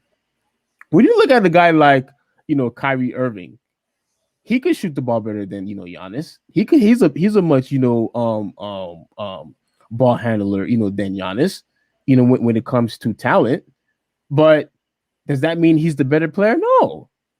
Because again, if you could dominate the league and nobody could stop you, it doesn't matter what the other skill that the other players can possess or that could do better than you. It doesn't matter. Because if a guy who's a better shooter than you, but yet you could still win championships and the other guy cannot, that guy's not better than you.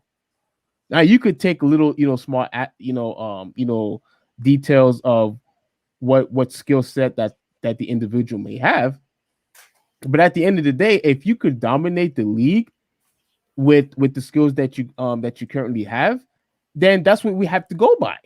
Who could dominate the league?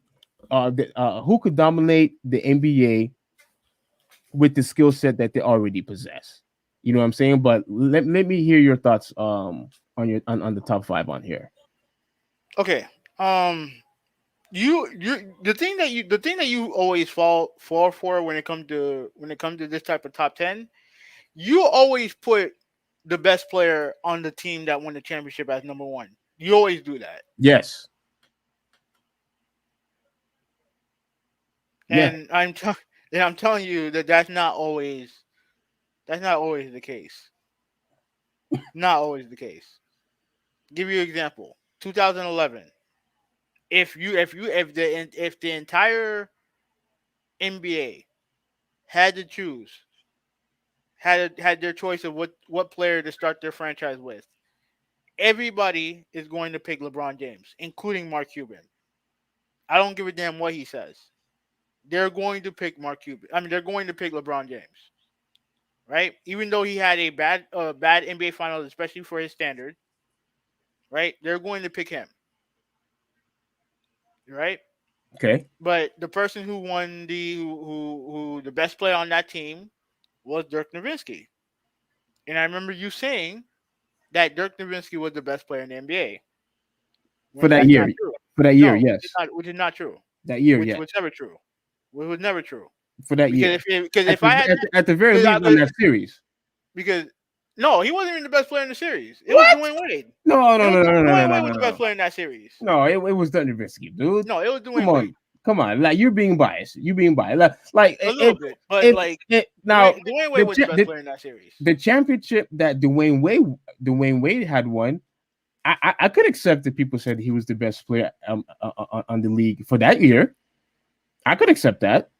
I'll be okay with that because at the very least, during that time, you could easily say that the matchup with him and LeBron James was almost basically even. Wait, They both basically did the same thing. what are you talking about? I'm talking about the time, the year Dwayne Wade won the championship with But Shaq. Dwayne Wade was on a much better team. I'm talking about when he won with Shaq. Yeah, but he was on a much better team Yeah, than but if LeBron. yeah, but if you said that he He had if Shaq. if you said that Dwayne Wade was the best player for that one year, I'm okay with that. But yeah, but that's Well, not the only team who won the championship. here's the problem that you have. I feel like you would look at a guy like, for example, like a LeBron James, and that no matter what the other players do, you would never have them, eclipse, LeBron James or Kevin Durant or whoever. That's your issue. You always put that guy as the top guy by default. You have to remember at the end of the day though, if the person had the better year, at least for that one year, you have to say that he's the best player for the year.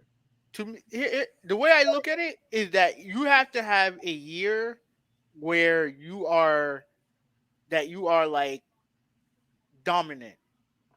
in your skill, that you are dominant. And when I look at someone like LeBron James, right? The reason why I always say that I would pick him, like I think for a long while I said it was LeBron, and then I switched to Giannis a couple years ago because of potential. Because with Giannis, like he's dominant now without a shot, without a dependable outside shot, and with suspect free throw shooting.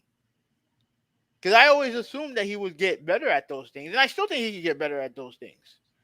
But to me, I'm not going to sit there and be like, oh, well, this guy's the best player in the league because he plays on the best team or the team that survived that year. Like, there's no way I would pick Dirk Nowitzki. And Dirk Nowitzki is a great player, like all time great. Like, I'm not trying to discredit him, Mm-hmm. but there ain't no way in hell I'm picking him over over LeBron, and I ain't picking him over Dwayne Wade. You know what I mean? Like no. And I don't care if his team won the championship. Like, props to his team for winning the championship. Props to him for being the Finals MVP. But he ain't better than LeBron. And he ain't better than Dwayne Wade. Oh, So he's why not would very. I? So why would I pick him? Why would I think that he's the best player when I don't think that? Well, if you don't think, obviously overall, if you consider him, as the best player, that's fine. But for that year, or for that, like I said, to be at least for that series, he was the best player in that series. I Because know his you team wouldn't. won. He was the best player in that Because series. his team won. Okay, that's fine. But he, Okay, but okay, all right, he all right. was the one. He was dominant. He was Okay, consistent. let me ask you a question. Let me ask you a question. The 2016, I think it was 15. Was it 15 or 16? Fine, the 15 final, right? Golden State versus Cleveland for their first matchup. Who was the best player in that series? Uh, Wait, hold on. I'm trying to remember. Was that the year Iguodala won MVP? I'm I'm not trying to telling you. remember. I'm not telling you. Who was the best player in that series? Who mean you're not telling me? I'm not telling you. Who was the Uh, best player in that series? yeah, I think Iguodala won MVP. The best player in that series was Wait, Steph wait, Curry. wait, Steph wait, Curry. wait, Steph wait. Curry. I caught you. Like, why is it not Andre Iguodala? No, it's not like based on the numbers. You know, based on the numbers, Steph Curry, was the best player. And secondly, that was pure robbery. Pure robbery. How is it Iguodala should have robbery? not. Iguodala shouldn't have won MVP. It should have been Steph Curry. But I mean, again, I don't get caught up in that type of stuff. But but the thing is that it was proven that when they moved Iguodala to the when they moved him to the starting lineup, they were able to they pretty much dominated from there on. They dominated from there on. So Mm, and like I mean, and I think Curry had a good series, but he didn't have he wasn't as dynamic in that series that he was during the entire season. Remember, he was torching the league that year. yeah, and for that year, I would say he was the best player in the league, not LeBron James. I mean, to me, like the best player in that series was LeBron, in my opinion. The problem is that he had no help because Okay, Kyrie and Kevin were hurt. okay. When the Golden State Warriors won the finals, Hmm. and then when they only lost 9 games, Hmm. and when they were entering the playoffs, who was the best player in that league? I would have given it to the Steph. Okay, so did he no longer became the best player once he lost the NBA Finals, or was he still the best player in the league? I mean, I think what happened with LeBron James. Well, No, LeBron go ahead, James go ahead, go and ahead, go ahead. yeah, I Yeah, think LeBron you know. James, Kyrie, and Kevin. Well, mainly LeBron James. Proved pretty much took his crown back. Pretty much Okay, took his but crown by back. winning the finals, Yeah, yes, but yes. like Okay, that's my yeah, point. He won. but He the thing is that his team like you can't ignore what Steph Curry did during the regular season. He had an all time great season, when his team had an all time great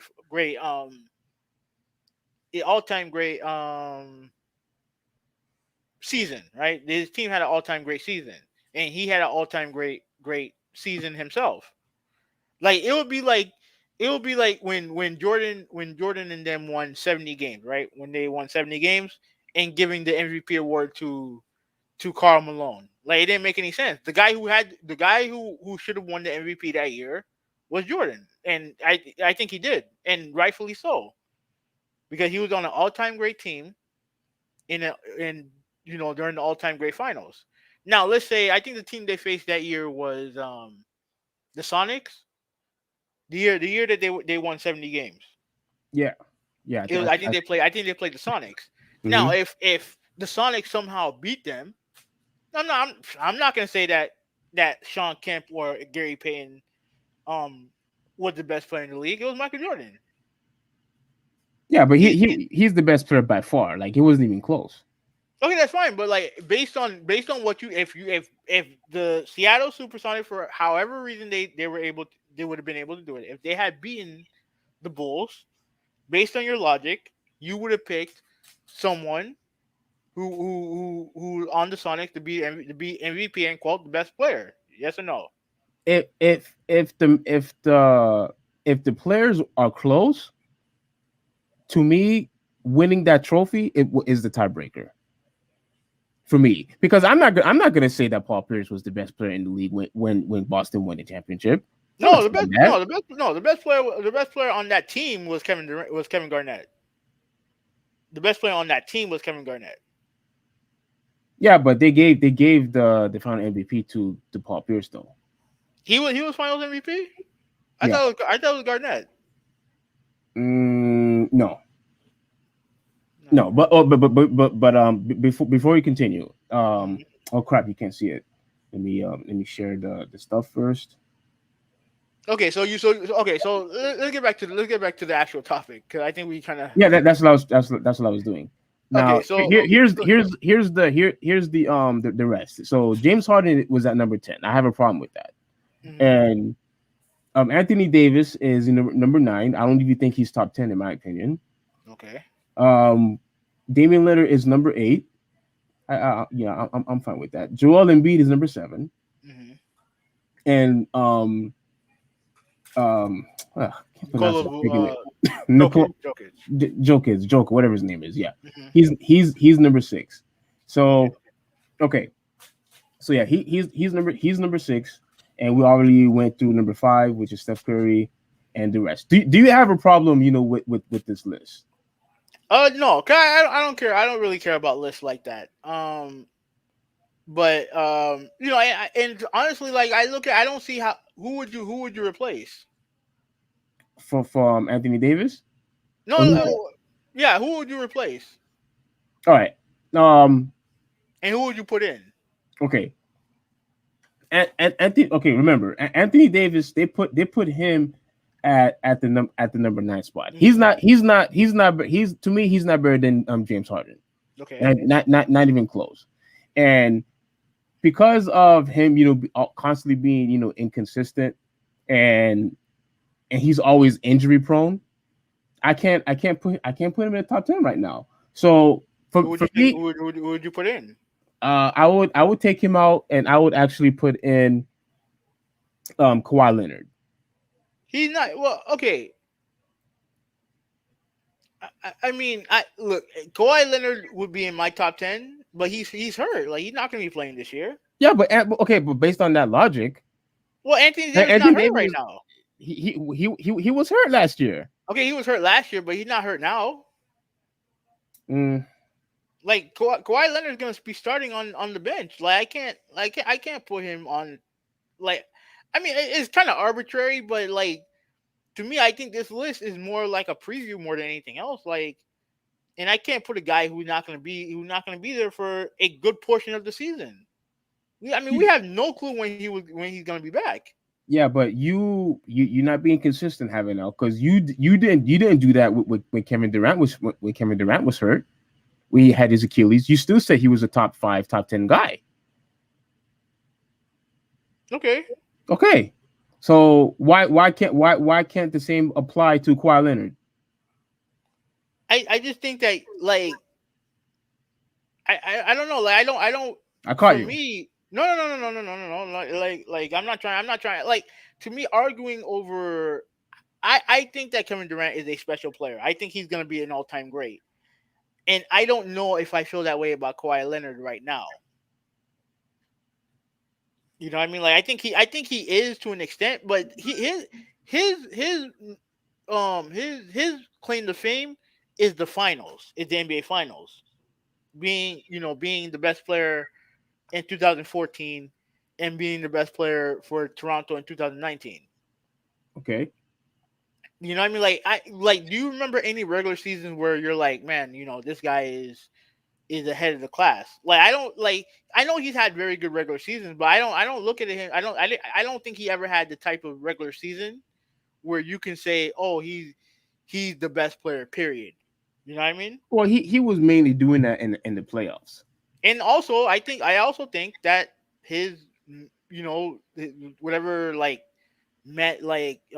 injury management thing that he's doing, I think hurts in that regard. And I don't think and the thing with Anthony Davis is I just think that he's hurt. You know what I mean? I just think that he gets hurt too often. But there'll be times where Kawhi Leonard doesn't play basketball because he's resting or whatever. So overall, you are completely fine with this list. I mean I don't see who I would put in the top 10 over any of those other players. You know what I mean? Like me personally, like if I had to pick best play, if I had to pick between Durant and Giannis as number one, I actually would agree. I actually do agree that Kevin Durant should be number one. What you just said? Oh my goodness! You said Giannis was the best player. I would pick him to start my franchise, but when it came when it comes to like best player, like I don't know, man. Like I thought what Kevin Durant did last year just impressed the hell out of me. And not Giannis. Look, No, what, what, Giannis, dude. In that finals, because you remember, like when Kendrick Perkins was trying to start that stupid narrative that Chris Middleton was better than Giannis, like that's the reason why I don't take that dude seriously. Anybody with a brain would tell you that the best player on that team, the most important player on that team, is Giannis. Period. End of story. agreed. And he proved that in the finals. He proved that in the finals. But when it comes to for me, like when it comes to a top 10 list, I think that if like why would I not think that Kevin Durant don't deserve at least a mention in the top spot with his performance? Like mind you, he's coming off of an Achilles injury, coming off of the Achilles, and he's still like balling like he never left. Like he looked incredible. Yeah, but the thing with Kevin Durant, I think he already reached his peak. I don't see him getting any better than he is now. Giannis is already dominating the league, and he's going to get better. No, and This, I agree with that. I do agree with that. I do agree with that. yeah, he's going to get better, and he's already dominating the league now. And Yeah. so But like I said, but when they were 1-on-1, when they were head to head, like Giannis won. they were Giannis won. Yeah, he did win, but he was an inch of a shoe away from losing that series. He was. He was a literally like a shoe size away from losing that series. That can't go unnoticed. Yeah, That can't go unnoticed. but at the end of the day, When you lose your top two stars, when you lose your top two stars, and you one have of to them, depend on two, he you lost lose both of one. them. No, He lost both of them. He lost both of them. James Harden played. Barely. He wasn't the same guy. You know that. Yeah, he wasn't the same guy, but it was still Okay. evenly matched between the two teams. No, it wasn't. Yeah, it No, it was. wasn't. No, it was not. Yeah, it was. The reason why they You won tell those games was because was Kevin Durant. because of Durant. That's why. If it seemed evenly matched to you, it's because of Durant. You honestly you do you honestly believe that if Kyrie and James Harden never got hurt, that it would have been a easy matchup between the two of them? Yeah, I do No, think so. I no. do think so. Giannis and the Bucks would have not been able to compete against that team if they were Yeah, healthy. that's what I said. Yeah, that's what I Yeah. said. Okay. So But when but when with but them being when injured, it became evenly matched. And when it was evenly matched, Giannis proved that he was the better player. but he was, like I said, he was an inch he was a shoe size away from losing that series. So what would you have said then? That Kevin Durant proved that he was the best player. Yeah, and that's my thing. That's my thing with you. Like everything with you is always black and white. Everything with you is black and white. So why? How can you? If the difference between how good they are is literally like a shoe size away from each other, then why are you so definitive that Giannis is the better player right now? Again, we're Because talking we're talking about we're talking about right now. We're yeah, talking about right now. We're not talking about future. We're not talking about future because, like I said, I agree with you that when you look at the future, like Kevin Durant, I still think he can still be great for a long time. Like I do believe he's that type of talent. But I believe that Giannis is good enough to get better and better and better. Like when he can create his own shot, when he create his own outside shot, and and stuff like that. Like I believe that. But I'm talking about for this year. Why is it such a big deal that Durant is ahead when they're literally because like this close to each other? because Giannis is the champ, not KD. Giannis is the champ, and I he's mean, the to, he to my knowledge, to my he's knowledge, and to he's the my knowledge, Finals MVP. to my knowledge. And he showed not only did he show how he is elite when it comes to dominating on the offensive end, he is elite on the defensive end. Okay, You but to like my knowledge, you can't ignore that. And for me, this is the exact same situation like I told you before. When Michael Jordan announced his retirement, instantly who became the best player in the league? Shaq. Despite the fact that you had Kobe Bryant and Tracy McGrady, you had Allen Iverson, and you had, are you talking about the same time? Okay, yeah. When you talk about all those guys who could shoot better, who could dribble the ball better, who could facilitate better, Shaq still became the best player in the league, despite the fact of all of those other abilities of the other abilities that the other players possessed. It didn't matter because Shaq was still able to dominate the whole entire league and prove that he cannot be beat. Giannis did that last year, okay, despite the fact that KD is the better shooter, that Harden is the better shooter, that Kyrie is the better shooter. It didn't matter. It didn't matter. So what? He still became the champ. okay. Um, First of all, I like how you do narrative switching now, because when I always told you the difference between Harden and Giannis, you didn't want to hear nothing about the defensive end. I like how you switch that up now. That's not But true. secondly, But go ahead. no, regardless, all those accolades that you put on Giannis, Durant's already done that twice. Finals MVP twice, Yeah. World NBA champion twice, Do not get me started. NBA champion twice. Do not get me started. That those finals wins are fraudulent, and you know it. No, they're not fraud. They're not fraudulent. Yes, they are. Yes, No, they they're are. not. Yes, they No, are. they're not. They're shams. Why? Because there was absolutely no way any other team will be able to compete against that Golden State team. All right, Absolutely not. okay. So what? Absolutely not. So what? That matters. That No, matters no, no. because you are winning by default. That's why. By default. How in the world was LeBron James or anybody else will be able to compete against that team? That's not Golden State's problem. You are talking That's about not a Golden State's team. problem. You are talking about a team that not only did they win a championship, they lost only 9 games, 9, and you add an elite top 5, top 3, or top 2 player in that exact same team that only lost 9 games. How the hell do you expect anybody to compete against that? Exactly. You are literally the Avengers with two Incredible Hulks. Who There's no cares? way Like, that you could be able to compete. who cares? So of course he was going to win. Who That's common cares? sense. Who Of course he was cares? going to win. Of Who course. cares? Let me ask you a question. If you were the GM of Golden State and Kevin Durant wanted to come to your team, you would say no. I'm not blaming Golden State. I'm blaming KD. I'm not Okay, blaming Golden State. It's KD. That dude did not want to compete. but you said that the championship was fraudulent. So therefore you Exactly. For therefore him. you For are him. no. He his name's on the he's the Finals MVP. Regardless of how you feel, he's there. He's there. Whether you want to admit it or not, he's there. And what makes what makes the championship that he won in Golden State any more any less fraudulent than he would going to Brooklyn, where they have Kyrie and James Harden on the same team? Wouldn't you feel like it was Hold just on, as hold on. fraudulent? Somebody, Ethan. Welcome, Ethan. Thank you for joining us. Yeah, you know who that is? No.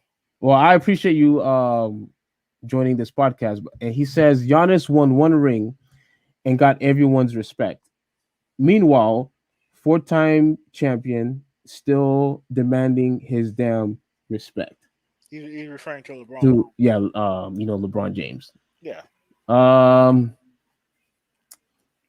No, uh, look. I'm not like this is not an anti Giannis discussion. When I always told this dude, and he somehow seemed to forget now, because the argument between MVP between Giannis and James Harden, when I always told him that I would 100 times out of 100 pick Giannis, was because of all the stuff that he now all of a sudden heaps praise on Giannis for because he won a championship. You know yeah, what I he mean? won a Like, championship. and it's like I saw this before he won a championship, and I said this even if he didn't win a championship. Like his greatness is there. Like he's also like he's going to be great no matter what. You know what I mean? But it's just great now that he was able to go over the hump and win a championship. Like I take nothing away from that.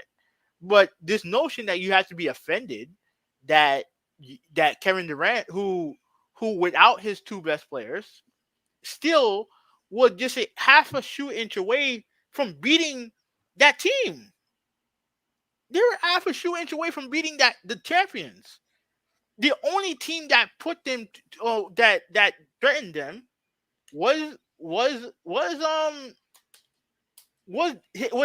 his team without his two best players, Durant. And honestly, he reminded everybody how great he is. Nobody is saying that Kevin Durant's not great. I just believe that ever since Kyrie got hurt, I believe the two teams were evenly matched, and Giannis proved that he was the better player And on because he beat KD. Because look, let's be real here. I already know what you're going to say, but I'm going to say this again. KD and that Golden State team, nobody was not going to beat that team if they were healthy. Nobody, nobody, no, no, nobody's not beating that team. that's not KD's problem. Now with Kyrie Irving and James Harden and KD, if those guys were healthy, nobody's beating that team. Okay, Nobody's beating that team. okay, but So you said that the Golden State championships are fraudulent. Wouldn't you feel the same way about Brooklyn? absolutely, absolutely, dude, you cannot sit here and because remember, the Bucks lost game one and game two until I believe that's how it went. They lost both one and two, and it wasn't even close. I'm good. I'm good. I'm good. I'm good. You there? Go ahead. Yeah, I'm good. Go Oh, ahead. now Giannis, remember, he lost both game one and game two, and it wasn't even close. It wasn't even close. There is absolutely no way that that team is going to lose if they were healthy. Nobody could compete because you basically have an all-star team and for that franchise. So how do you expect anybody to compete against that? Okay. This is the reason why I said that Golden State team Adding KD. Remember, mind you, who already won a championship, then only They didn't win. They losing didn't win a championship that year. You keep ignoring that. what You keep ignoring that. they did win a That didn't championship. not that year. The year they won 72 games, they didn't win the championship that year. Yeah, because the league gave Cleveland a platter by suspending Draymond Green. That's why. For game 6 or game 7? That's why. For game 6 or game 7? Game 6. Okay, was it game 7? No. No, it wasn't. The stupidest narrative in sports right now is the fact that they said that Draymond Green cost Golden State that championship. It's No, true. he did not.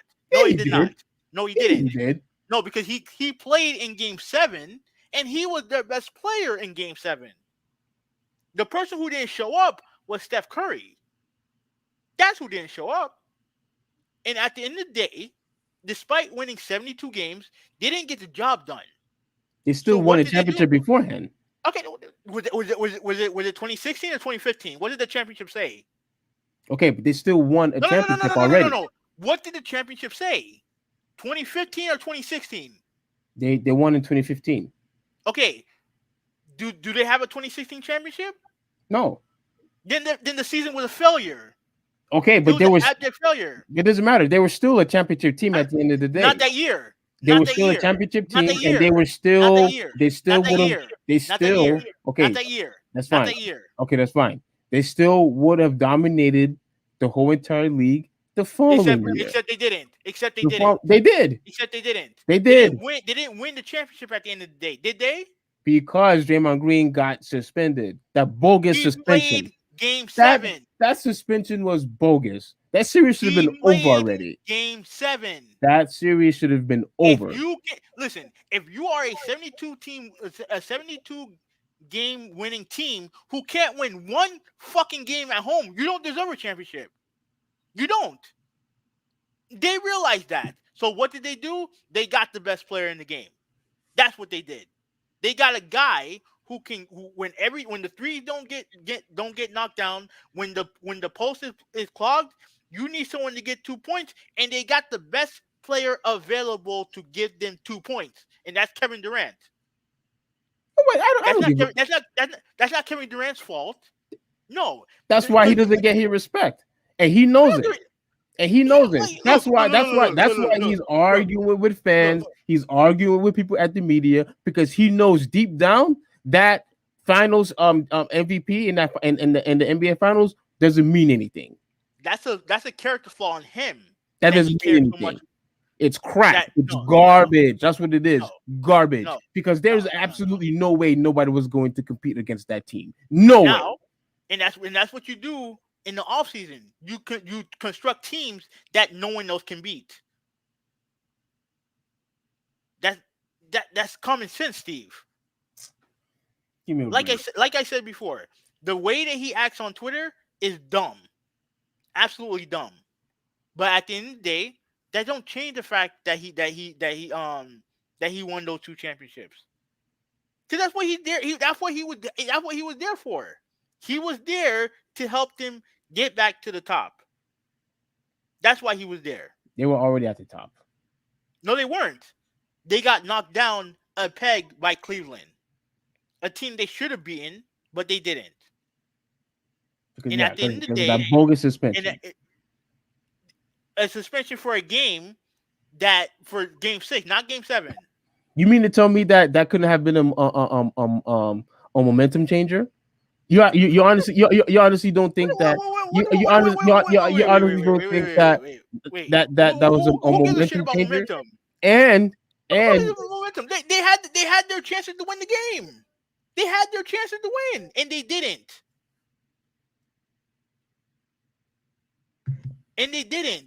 At the end of the day, they had game 7 on their home floor. Yeah, when you have to face 72, when you win 72 games in the regular season, I expect you to win one fucking game on your home floor, and they didn't. When you have to so what did they do? Your opposing team, and you also have to face Adam whatever his name is. Yeah, the chances of you winning is not. You don't know the guy's name. Adam. You know, Yeah, whatever his last name is. I keep whatever. pronouncing his last Removing name. Kyrie and unhealthy Hard. Okay, here's what Ethan said. Removing Kyrie and unhealthy Harden doesn't equal Bucks and Nets. Let me see. So, Removing okay, and then Kyrie.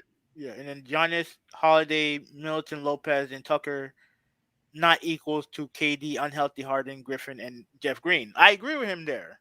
I agree with him I there. don't know, cause you don't think, 'Cause- Blake Griffin was a no, factor in that game no, no. in that series. No, he's not. He's not better than Holiday, Lopez, Middleton, or Tucker. He's not. He's washed. He just looked better because he's on a better team.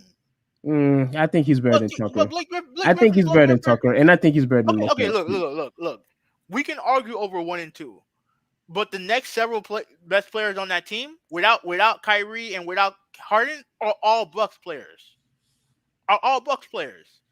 And despite all of that, he still almost was just one shoe size away from beating that team. That's it. Like, you don't have to like Kevin Durant, but don't sit here and deny his greatness. No. Don't I deny never, it. I never No, no, said no, that. no. You're no. You are doing that No, I'm not. when you discredit his championships, when you Yes, at Golden discredit his State. Finals Yes, MVPs. in Golden Then you State. don't. Yes. Then you're disrespecting his greatness. No. Don't try that. Again, I don't want to sound like a broken record, but that Golden State team was going to beat anybody. That don't matter. That Golden State team was And, far beyond an all-star team. okay, That's an all-star. whatever. No, it don't matter. That's an It don't all-star matter. team. That's not his problem. That's not his problem. How is it that you can expect any other team in the whole entire league to compete against an all-star team? That's not his problem. That's not his problem. That's not his problem. Four Look at out of the five guys on there were all-stars. look at the first championship that Golden State won. Who was their biggest challenger? A challenger, like LeBron James. No. There was a series before that where they almost lost to this team. You're talking about OKC. Yeah. Who had a stacked team, a team that was already a team that already had experience in the finals, with their best player Kevin Durant and their second best player Russell Westbrook. Okay, another argument that we had where I was proven correct, right? Even you admitted that I was ultimately correct in that conversation, where you thought that Westbrook was the better player. For that 1 year, yeah, I thought he was better for that 1 year. Wait, get the hell out of here! Yeah, get the hell out of here! You've been disrespecting this dude's name for years. You've been disrespecting this dude for years. No, I have and I'm not. telling you, No. And I'm telling you, at the end of the day, give the man his respect, because he proved that he's still an elite player even after that Achilles injury, where players do not come back from. Do I believe that Kevin Durant is a top 2, top 3 player? Absolutely. Do I think he's number 1? No. That's not being disrespectful. That's not being disrespectful. No. The problem that you have is what a lot of NBA fans have, and what a lot of people in the media fan. You're taking the guy's skill, his shooting ability, and you're automatically going to use that as a pedestal to say that he's the better player than Giannis. Giannis showed that despite the fact that he is not as good a shooter as a KD or as a Kyrie, or is it James Harden or Steph Curry, he still won a championship anyway. He still dominated the league anyway. He was a shoe size away from losing. Once again, this is why I keep bringing this up, because you seem to not. He was a shoe size away from losing. You seem to not get it. This is the exact same situation that happened with Shaquille O'Neal. Who cares that Kobe Bryant and Tracy McGrady and Vince Carter and Allen Iverson were better shooters? Who cares? He still dominated the league anyway. It didn't matter that they were better shooters. He still won, and he still dominated the league. Nobody could beat him. Nobody could touch him. And You're Giannis and did you're that only last and year. you're only saying this And because he Giannis won a did that championship. last year. And you only saying this because he won Giannis a did. championship. Giannis That's did it. that last year. And Same you're thing with only saying this same because same I thing. said because Hold on, hold I on, hold on, said hold on, look, hold on. This is the look, same thing. What happened with Tim Duncan? Best power forward in the whole of all time. Of all mhm. time, you still had guys that were better shooters. You still had guys that were better facilitators. You still had guys that were better free throw shooters and better 3-point shooters. But it didn't matter. Tim Duncan still dominated the league despite the fact that he didn't have all the necessary skills that the other players have. It didn't matter. That's the problem that you have. You constantly taking the guy's skill and you automatically going to put him ahead of the other guy. Allen Iverson is a way better skill player than Tim Duncan. Does that make him better? Hell no. Wait, what? Allen Iverson. He's a A far better better what? as far as skills, like shooting the ball, dribbling, whatever. He Well, is he's a far, point guard. Like he but, should be able to dribble. that still doesn't mean just because he's a very skillful guy, a very talented guy, that doesn't mean that he's better than Tim Duncan. So to me, in my opinion, just because Kevin Durant is the better shooter, that does not mean that he's the better player. Giannis is Yeah, but a much you wait, hold on. He's a much better player as far as going to the post. He's a far more better defender than KD. He's a far more dominant player than KD, and he proved that by winning the championship, not KD. did he prove that against KD? Yeah. His team won. Like he didn't prove anything against KD. He didn't. Okay. I both no. The only reason why you're saying all of this now is because he won a championship. Because all this stuff about Giannis was true before, and yeah, I had to hear you gushing over James Harden, who can't play a lick of, who at the time, especially at the time, couldn't play a lick of defense, and the only thing he was known for was traveling while shooting threes and falling down afterwards. Oh That's what man, he's known traveling. for, Yeah. and ball But hogging. you let LeBron James slide with traveling all the time, but you only want to use that against James Harden. Okay. Hey, listen, look, if you're gonna travel while, hey, listen, like if you're gonna do that while you're playing for the Heat, I'm fine with that. I'm not gonna complain. I'm not gonna complain. Like you know what I mean? If Oh you're gonna, my gosh. but okay. Here's my ultimate point, and then after that, then let's go because we passed 2 hours, right? Yeah, yeah, Again, we passed 2 hours. yeah. We did. We Let me gotta let do me better. say this, right? The reason why I would put KD above Giannis, You right? only saying that And because of that list. no no no no no You no said no it the no no other no day that no no no Giannis no was no no better. no. No, You did. let me You explain. did. Let me explain. Let me explain. Right? And even though if Giannis was number one, I wouldn't care either. I wouldn't care either way. The only reason why I would put KD number number one is because I think that what he showed without his two best players in that series, he showed me that at the end of the day, the alpha male on that team is him. The best player on that team was him. I think you said that that James Harden was the better player on the team, especially earlier on Yeah, yeah, when he came in and he was playing very well and all this other stuff, right? But what it yeah. showed was Because they also said that he was runner for MVP and not KD, at least at the time. okay, regardless of all that, like when it came down, especially when he didn't have his two players, he showed out big time.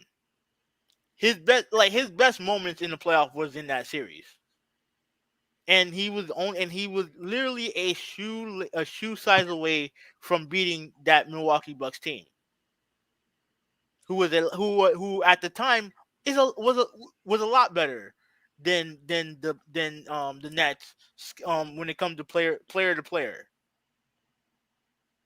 and he was a shoe size away from beating that team. So and like I said, and props to Giannis. Like Giannis had a all time great finals. 100%. I like major props to him. I'm Elite happy on for him. both ends. Elite. Yes, 100%. Yes, Despite the fact absolutely that elite on both ends. despite the fact that he's not a good of a shooter as Chris Paul or Booker, he was still Yes, elite on both ends. 100%. 100%. Yeah, no, 100%. I no denying that. No denying that. To me, like me personally, I just find the performance that Kevin Durant had to be a little bit more. Like again, it literally is comparing apples and oranges. And that's not what I'm into. I'm not into having discussion about apples and oranges. I'm not. But at the end of the day, if they say that Kevin Durant's number one, I don't have a problem with that. Like I don't have a problem as long as Giannis and Durant are one and two, I'm fine with it. Because those two are the top two players in my opinion right now. So you're saying that if ESPN put Giannis at number one, you'd be okay with that? Yeah, absolutely, absolutely, Oh, okay. All right. absolutely. I have no problem. I have no problem with that. The person here who I think is a little bit too high on the list, if I had to think about it right now, is Luca. Yeah, he's number four right now. Yeah, Where would you put him? honestly, honestly, I And would who would you replace him with? You already heard what I said about Anthony Davis. Well, go ahead. honestly I would put Luca at I would put Luca at number 10. Honestly, and mainly because I just think that I just think that he just needs to do more Wait, for that franchise. number 10? Yeah, I would put him number 10. So I Okay. would slide everyone who's behind him up a spot and put him at number 10. So that means Joel Embiid is better, Jokic is better, Yeah, Damian Leonard is yeah. better. Based on reputation, based on accomplishments, I would put Luka number 10. So you're going to use tenure against him now. Hmm? No, yeah. I mean, yeah, but it's not a big deal. But they have to win. They have to win a playoff series. Like he has to make them a top contender in the Western Conference.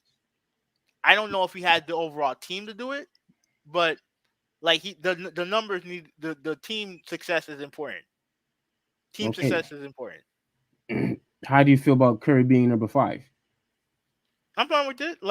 I'm fine with that because he himself, like even though he really had nobody, like even though he didn't really have anybody as his second best player, like he still got them to the playoffs. But you know what? I would lower Luca. You know what? Yeah, I would put. I actually would put Steph Curry at number four. I would put Steph Curry at number four, and you're gonna laugh at me when I say this, but Hmm. I'm putting James Harden at number five. Okay. I'm putting James Harden as number five. 10 is way too low. Even though he can't, even though he's not historically not a great defender, but He it's fine. proven that Like he could play defense now. He already showed that he okay, could play defense now. okay, and you were capping for him when he didn't play defense. Yeah, but now he can play defense, No, okay. especially in the post. He could play defense. Ethan said that he would rather have Luka and Jokic over LeBron. In the future, yeah, because those guys are younger. Oh, he said that. Let me see. Yeah. Let me take a look at this. I would rather have Luca and Jokic over LeBron. Well, LeBron is number three, and I think at this point he's proven enough that he's still a top five guy. He's still good in his scoring. He's still good at facilitating. He's still rebounding. He's still having average what I think it was like what 7 assists, Hmm. something like that. You could correct me if I'm wrong. So he has the numbers to prove that he's still the top guy in my opinion, and that Yeah, I he can just feel still like dominate. until they show that until he shows that he's washed, or at least declining, then I have to still I can't. It's kind of like with Tom Brady, right? Like I'm waiting for Tom Brady to stop to stop being good. You know what I mean? And like it just it's not happening. So I can't Well, really just say Tom Brady, I don't think he's I think there's a whole bunch of guys that's better than him right now. He didn't yeah, even play. He didn't play good in that last game anyway. yeah, that's true. That's true. But but I'm waiting for the time when Tom Brady becomes bad, becomes awful, and that's not happening. Right? Uh, Because I watched Marino become bad at the end, right? And you look at some of these great players and obviously due to age or injury or both, they don't look as good as they do anymore. yeah, I And agree with that. I'm waiting for that to happen to Tom Brady. And it's not happening. And I'm not seeing it happen with LeBron James, so act like he's getting washed. You know what I mean? Like I have to see it happen before I believe it. So are you okay with LeBron at number three? Yeah, I'm fine with it. Like I Okay. said, the only thing I would do with the list, honestly, is move Luca down move Luca down to 10 All right. Let's and look at move everyone else up one spot. all right. Let's look at the list one last time, and then we'll end this podcast because Hmm. I want to get a good visual of what you said. So you said you would only move Luca. Yeah. You move Luca from number 4 to number 10. Hmm. And Okay. everyone else moves up. So that means Curry would be 4, Jokic would be Okay. 5, Embiid 6, Litter 7, 8. Yeah. 8 would be who would be 8. Anthony Davis. Yeah, Davis would be 8, Harden would be 9, and Luca would be 10. Yeah. So for my final, oh no, I don't care about top 12. All right. Yeah. For me, I'm Wait, moving. wait, wait. Is Paul George in the top 15? Yeah, he's top 12, I think. Whatever. Bill is at 11. I don't know how he got that No, high. absolutely not. Like, Yeah, yeah. and I'm a big fan of Bradley Beal, but no. And Chris Paul's at 13, Mm. Tatum's at 14, and Book is at 15. So there's your top 15. Okay, I'm fine with that for the most part, but Yeah. Paul George absolutely not. Like, fuck out of here with that. And no, Yeah, I'm surprised I wouldn't put him above Donovan Mitchell or Trey Young. Not with the performance that they had. After that performance, no. I mean, I would. I give him props for stepping up in the playoffs when he had to, but he's not a top 15 player in my opinion. But anyway, we're But just yeah, gonna. so like I was saying, James Harden, I'm moving him all the way to at the number 5 spot. Mhm. So Steph Curry goes to number 4. Luca and LeBron stays in number 3. I'm fine with him staying in number 3. You already know how I feel about Giannis and Kevin Durant. Mhm. I'm putting Giannis at number 1, Kevin Durant at number 2, or if I know some people put LeBron at number 2 and Kevin Durant at 3. I like okay, okay. We really do have to go, but here's what I have to say.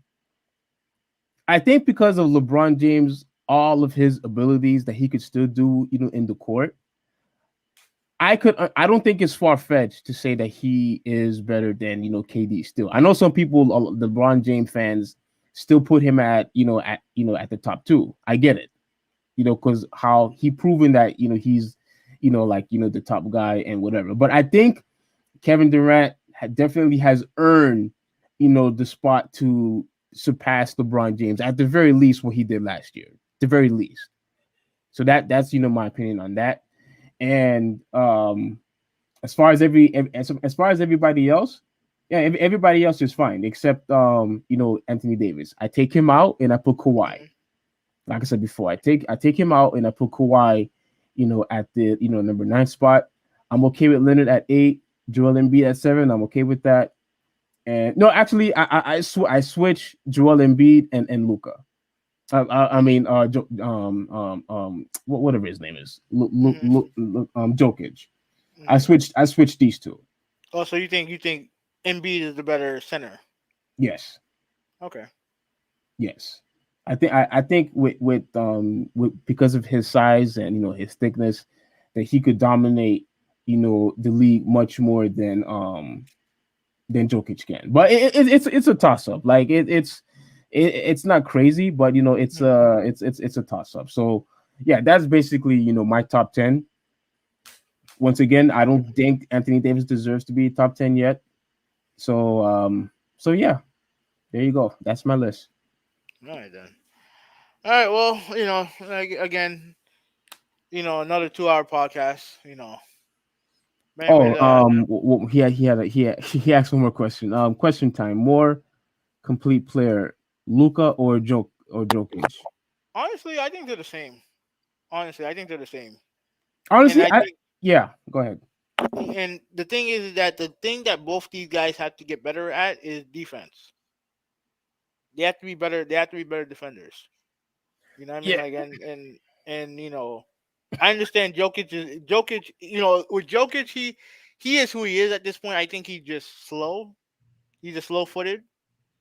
But I think that if Luca can be more of a difference maker defensively, he don't have to be elite, but he has to be a better defender than he is right now. I would the answer would actually be Luca. But right now, I feel like they're the same player. To be honest with you, yeah, I just feel like they're similar players. They play different positions, but I feel like their games are similar as far as what they can do. They're both, obviously both men can score. Great facilitators. You know, obviously, great rebounder. Maybe Luca might be a better rebounder than Jokic. I don't know. I don't have the stats in front of me, but yeah, like to me, I feel like they're the same. Yeah, I think I agree with you. I think the skill set is very very similar. I do think obviously Luca is a bit more, obviously he's more athletic, because of the size difference. Um, as far as the defense goes, I'm not impressed with their defense at all. No, To be honest with you, whether if it's team defense or stopping the guy on ball, whatever, I don't yeah. think their defense is as Yeah, is I don't feel as like they. I don't feel like either guy makes a big difference defensively. You know what I mean? now they're still top 10 guys. Hmm. Let's not get that twisted. They're still top 10 guys, but I think the position that they're in is fine. Right where they are. Yeah, So yeah.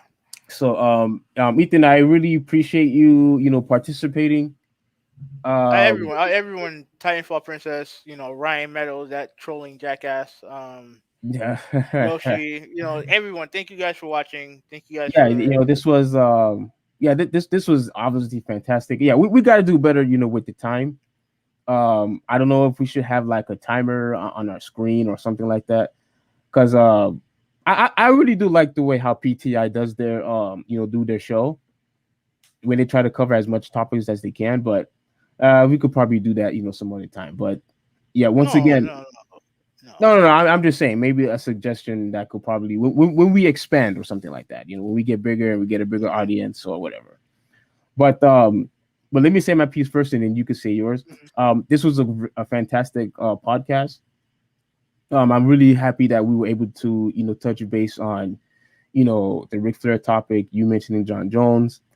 Obviously, this top 10. Now, before I end this podcast, I want to say we're going to get another episode 5, which we're going to be talking about the anthem, the national anthem. How we basically have two anthems now. We basically have the original traditional anthem, and now we have they call it the black national anthem. And obviously, I have a problem with that.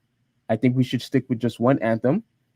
I think holding tradition is the best way to go, because the U.S. flag, in my opinion, is what actually symbolizes overall unity. There isn't anything else that we need except the U.S. flag and the anthem that we currently use. Are you really So gonna tell them everything that you're gonna tell them your thi- thi- entire thi- opinion before you go in the podcast? look. No, my overall opinion is that we don't need to, but I have other stuff that I want to say. But you guys, please stay tuned, because when are we going to do the next one? Um, I don't know. Like if I feel like doing one on Oh, we Thursday, gotta I can let do them one on know. Thursday. We gotta let them know. Well, I don't know. Like I don't know what life has in store for me. Like if I have something to do on Thursday, then I won't be able to do it on Thursday. So Let's do if it Thursday. You're off Thursday. Let's do yeah, it I am Thursday. off Thursday, but that doesn't mean I don't have other stuff to do. Thursday. Let's do it Thursday. Let's do Thursday. It's either Thursday or Monday. Thursday or next Monday. No, Thursday. Let's stick to Thursday. Thursday or next Monday. Ethan, Nintendo Gamer, we are going to be doing this Thursday, same time, 8 p.m. Havenel, commit to 8 p.m. please. I ain't committing to shit. I already told you. Like if I have something to do, I'm gonna do it. All right. All right. Like I said. Anyways, that's basically another topic that we will discuss this Thursday. So I really hope you guys come back on Thursday at 8 p.m. Thank you again, for joining us. God bless you all. This is the Traditionalist 101 signing out, and have a good one. It's Hoover 186. And I'm only gonna say one thing on that topic that we're gonna be discussing. Either it's gonna be on Thursday or Monday. Thursday. But I like how we hold up traditions to the white people who made those traditions. So I'm just gonna put that out there. Have a good night, everybody. Peace.